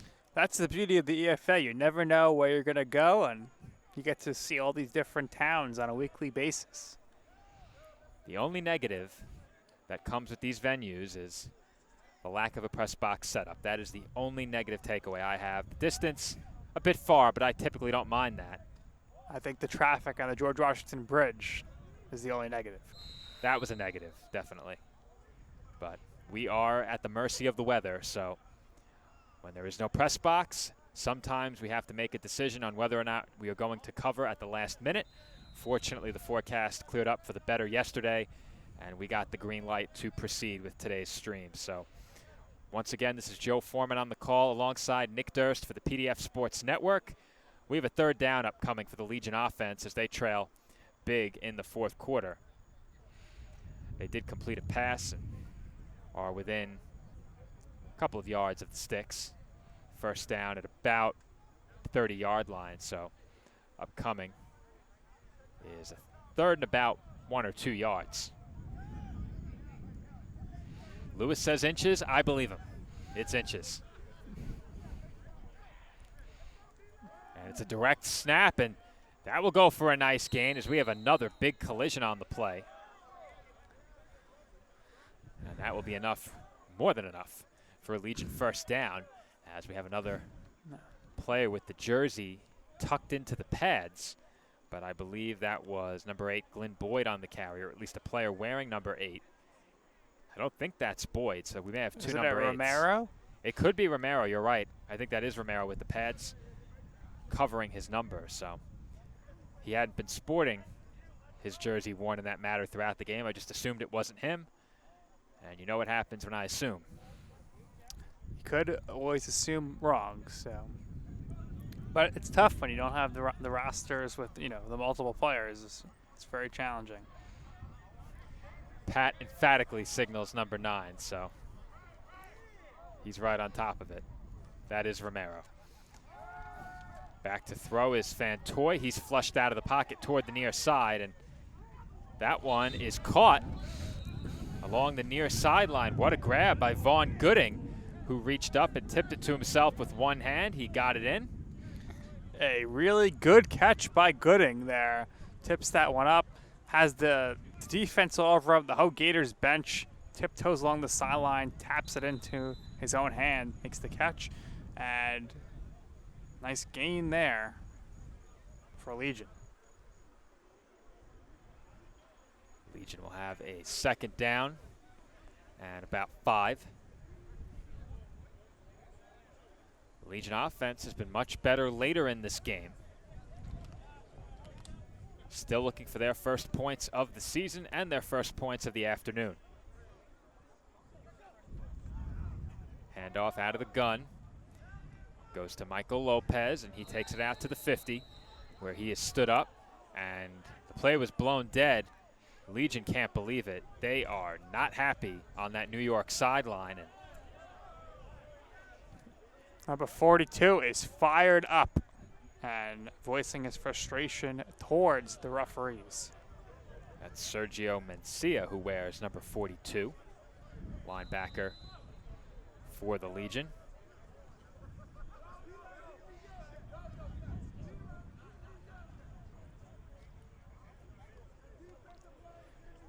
First down for the New York offense. They will snap this one from right along the midfield stripe. Might be coming up on almost the halfway mark of the fourth quarter. Fantoy takes the snap. He immediately faces pressure and is once again flushed out of the pocket. He tries to reverse field, escapes one tackle, heaves one up the sideline, and that ball sails into the stands. Well, a smart idea there by him to throw that one away. I was waiting for him to try because he was running fast, but in the wrong direction, Joe. Nice job to escape what would have been a massive loss on the sack. And a good effort along the Gator sideline. We had one assistant try and contact the ball with a football. We had Jason McFall leaning over the fence to try and catch it. Did they call intentional grounding? I do see a flag on the field. He was outside the tackle box, so Right. I'm not sure they can call intentional grounding, but the penalty does appear to be against the Legion.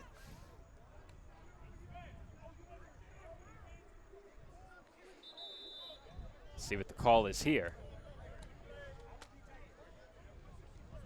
Holding against the defense. That's the first one Pat's gotten wrong all day. Shame on Pat. Shame, shame. He's done a great job on camera, but spotting, I don't know.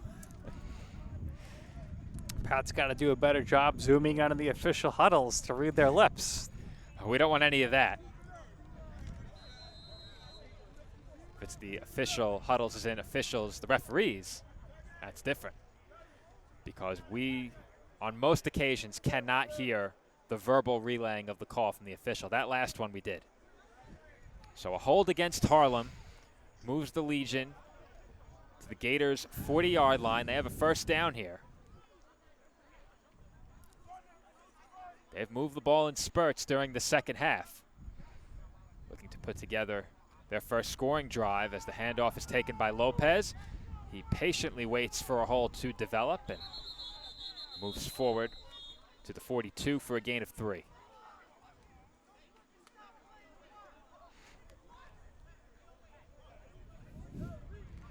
It'll be a second down and 7. And based on how quickly the third quarter moved along, I do believe we had a running clock in quarter number 3.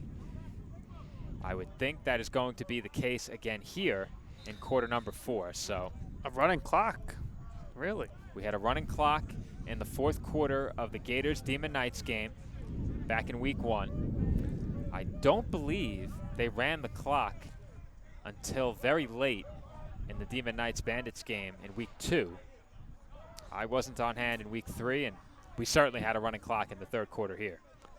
Well, Joe, that third quarter was a lot faster than the first and second quarter, and now it's getting a little windy here, pretty breezy. Rain could be in the forecast, but I think we'll be good.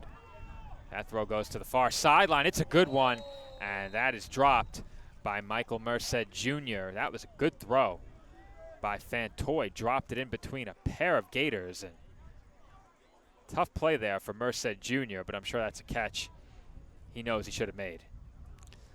And we'll see him on the replay once again, as you'll see that play. And now he heads back towards the huddle.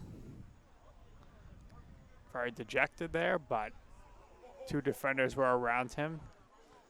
So we'll see here, Legion. This game, of course, out of hand. What they're playing for now, Joe, is definitely to get some points on the board for this season. No doubt about that. As the Legion will have a third down from the Gators' 36-yard line. They need the 30 for a new set of downs. Fantoy looks to throw, has time, and that throw is behind the intended target as a flag comes in, and I think we have another penalty in the Gators secondary as whistles begin to blow in the middle of the field. And I think we're going to have an automatic first down for the Legion, who appear upset. So perhaps I'm wrong and I'm mistaken in this situation as we await the call. The official is pointing toward the Gators sideline. And the penalty is against the Legion. An eligible man downfield against New York. So the Gators look like they're going to decline. And they will. So that's going to set up a fourth down. Though. Now it looks like they... I thought the official said fourth down. Now one said accepted, one said declined. Okay, so I wasn't hearing things. So the Legion, they must have thought it was accepted because they are huddled way back. As Patrick does some great defensive camera work there to show that off, but it's going to be 3rd and 12, according to Lewis. And Lewis is never wrong. So 3rd and 12 it is. No errors here, as you may have heard in your broadcast, Cologne shouting out PDF on the broadcast from the sideline. I'm going to have a word with him after the game. Wants to set up an interview. We'll have to see about that. Perhaps after one of our late season Gators games. We do know that Cologne has his own Facebook show, I believe. He does. So I think he wants to have you on his show. Well, I know he got in contact with Dave on Facebook, but with stuff like that, as a broadcast network, we have to be very careful of how it could be perceived. We are not biased here. We are not biased. We are not biased. And I think if we were to do something like that, it would be something that we have to do after the season's over. Or at the skills competition.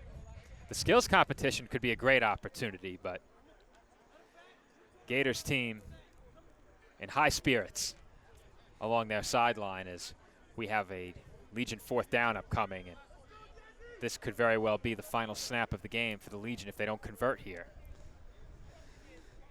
Well, I'm sure the Gators are going to play back in a coverage scenario here. Should be just the line rushing the quarterback. Can't imagine them bringing a blitz here. They've been blitzing quite a bit on this drive. We'll see if they show and then drop back. Right now, they're showing a 5-man rush. They'll send 4. Fantoy steps up, and that throw is well short of the sticks. And that's going to be a turnover on downs. So the Gators will take over. We'll see who they send out there. It's Ugarte, quarterback, and looks like many of the regulars will be back into the game, but oftentimes in a game like this with a lopsided score late, teams will empty the bench.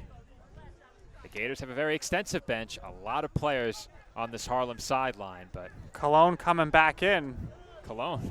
He just wants to be on the highlight reel for the PDF weekly recap, I believe. We have plenty of Gators highlights from throughout the weeks we've covered, week 1 and now again here in week 4, but we will have our highlight package out hopefully by Tuesday or Wednesday. We'll try and spread out our content throughout the week.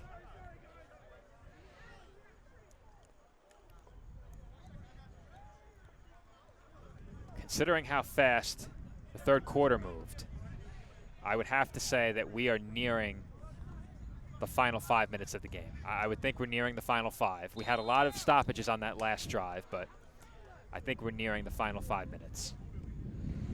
We shall see, and I think it'll be dictated by how the Gators play this possession here. See if they run the ball. It's going to be a quick post-game wrap-up for us here on the PDF Sports Network. Want to ensure that we get our entire broadcast complete before we run out of power.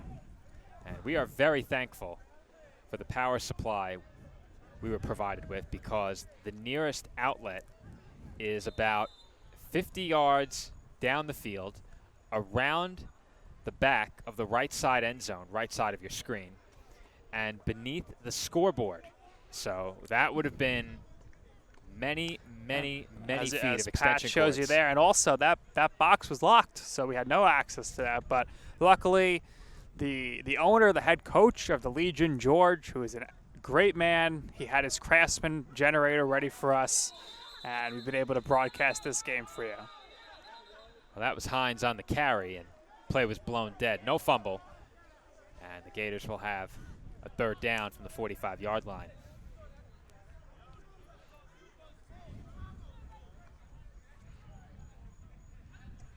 Legion may get one more possession if they can come up with one more stop. 3rd and 7 for Harlem.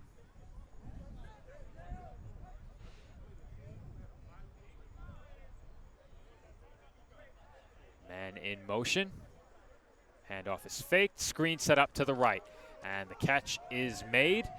Good blocking once again on the outside by the Gators. As I mentioned earlier, we have 2 receivers wearing number 12. And that 2-minute warning, Joe. Is the 2-minute warning. I thought you were waving game over, but I thought we didn't have the 2-minute warning yet, though. Sometimes we miss it. In this case, we did not. As once again, both Yemi Tavares and Gerald Wilson wear number 12, both 6'2", wide receivers, really tough to tell who is who.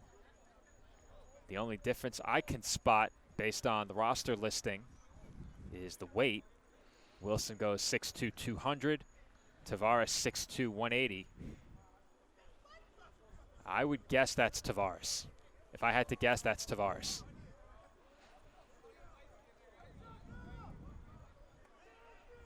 First down for the Gators. And the handoff is faked to Adams, and a triple option by Harlem. Forio in the open field takes it up the sideline and is knocked out of bounds, but good-looking triple option there as Cologne congratulates Ugarte heading off the field. Well, Joe, you and I are definitely familiar with the triple option. We've pulled it off many a times in our pickup football games. That's the only football I play, and I can't say I do so at a high level, though. Have been known to diagram a trick play here or there. I win the game with my head more than my athleticism at this point. Well, although all those hours of Madden being put to good use by you. I think my time is better spent in the gym in terms of being effective out on a football field. I'm more of a power guy than a speed guy. As Cologne will throw deep, he has Forio, and the catch is made for another Gators touchdown. Well, Legion will get the ball back, that's for sure. Now let's see what the Gators do. Looks like they're going to go for a 2 once again. Well, that's not what the Legion had in mind in terms of getting another crack at it offensively. We had a blown coverage in the secondary as Forio sprinted right up the seam. And a perfect ball from Cologne once again. Here's another look off the play fake, and you know what? That's not really a blown coverage. That was just a perfect throw. As Forio did beat his man up the field, but there was safety help. And you just can't throw a better ball than that if you're Stephen Cologne. So he caps off his day with another touchdown pass. And Ugarte will come in for the 2-point try. I figure this is the perfect time to work on that kicking game, but they elect to go for 2. I think it's the only thing that's really gone poorly for the Gators today, but if there's ever such thing as a lost cause, it might be their attempt to get the kicking game going. I'm not sure why 88, after catching that, decided to go run and taunt the Legion sideline. Definitely could have threw a flag on him there, but did not make much sense, particularly due to the fact that everyone on the field is not going against him at the moment, so very bizarre. Well, there are 2 88s on the roster for Harlem, and Kevin White, who wears number 88, I believe went down in week 1 with an injury, a non-contact injury on a kickoff. So White came out of the game, and we've only seen one number 88 on the field today, and that would be Timothy Fears Jr., who caught that 2-point try. So Jr. makes the catch. And as you said, Nick, he had words for the Legion bench. Now, I always hate to speculate in these situations, so I won't. But I think the only situation where that's acceptable is if there were words exchanged earlier in the game. You don't often see a player charging over to the opposing sideline and demonstratively expressing his opinions like that unless something happened earlier, whether it be in the week leading up to the game on social media or during the game. So that's all I'll say about that. The referees clearly didn't think that there was anything worth penalizing. And this game continues with the Gators now leading by 50 points. I think at this point the refs are saying, let's just get out of here without anything escalating any further. So no flag, get this kickoff. We'll see what Legion can do, and that should take us to the end of the game. 2-minute warning has passed. The Gators have reached the 50-point mark.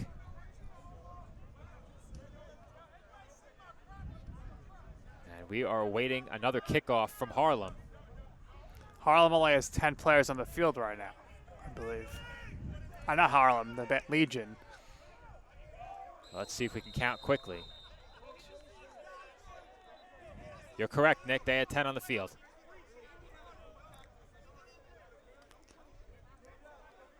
So there's certainly some confusion there from the Legion sideline, and they fielded the kick with 10.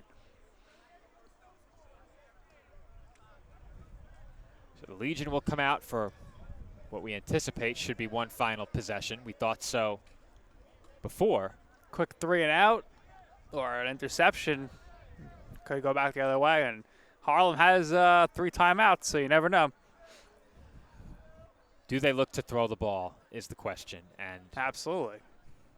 I think after the way that last drive ended for the Gators, you might be tempted to throw, but I think at this point that does more harm than good. You have words being exchanged between Fears Jr. and the Legion sideline. The game at times has been a little chippy. We've also seen some moments of good sportsmanship, but I think the Legion in this spot are probably going to throw based on this formation, but what do I know? We'll see. 2 receivers on the field.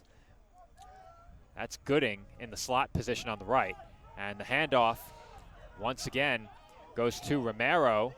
He breaks 1 tackle and is taken down across the 40. So Romero has had a pretty solid game. Keeps getting these bursts through. He had that big catch earlier.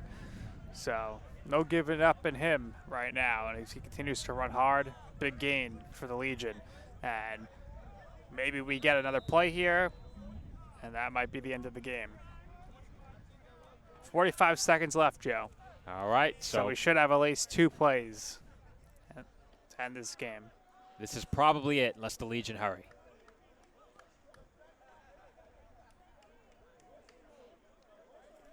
This could be the last play of the game. We'll see if they take a shot here downfield to the Legion. That last carry was good for a first down. Vantoy takes the snap. He'll hand off to Romero once again. And Romero is gang tackled shy of the 45-yard line. So that will probably do it, as the Legion don't appear to be in any hurry to run one more play. We made it through with the generator, no rain, and the Gators, well, looks like Legion may have, well, they'll take the huddle, and the referee is saying, that's it. The game's over. Gators win 50-0 here at Saunders High School in Yonkers, New York.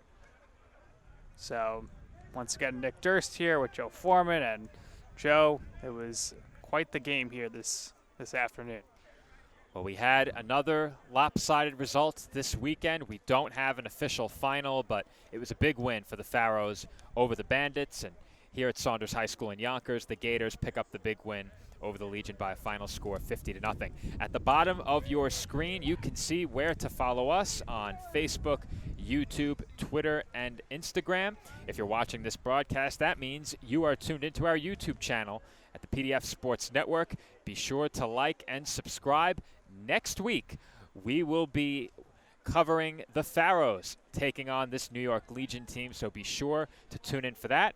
That game is scheduled for Sunday, and you'll catch it live on the PDF Sports Network 24 hours later on Monday. So until then, once again, this has been Joe Foreman for my broadcast partner, Nick Durst, our engineer, Louis Matrone, and our camera operator, Pat Gilorenzo. We all thank you for watching. Our final score, once again, 50-0 in favor of the Harlem Gators. Be sure to tune in for Legion versus Pharaohs next week. And until then, enjoy the rest of your Monday night.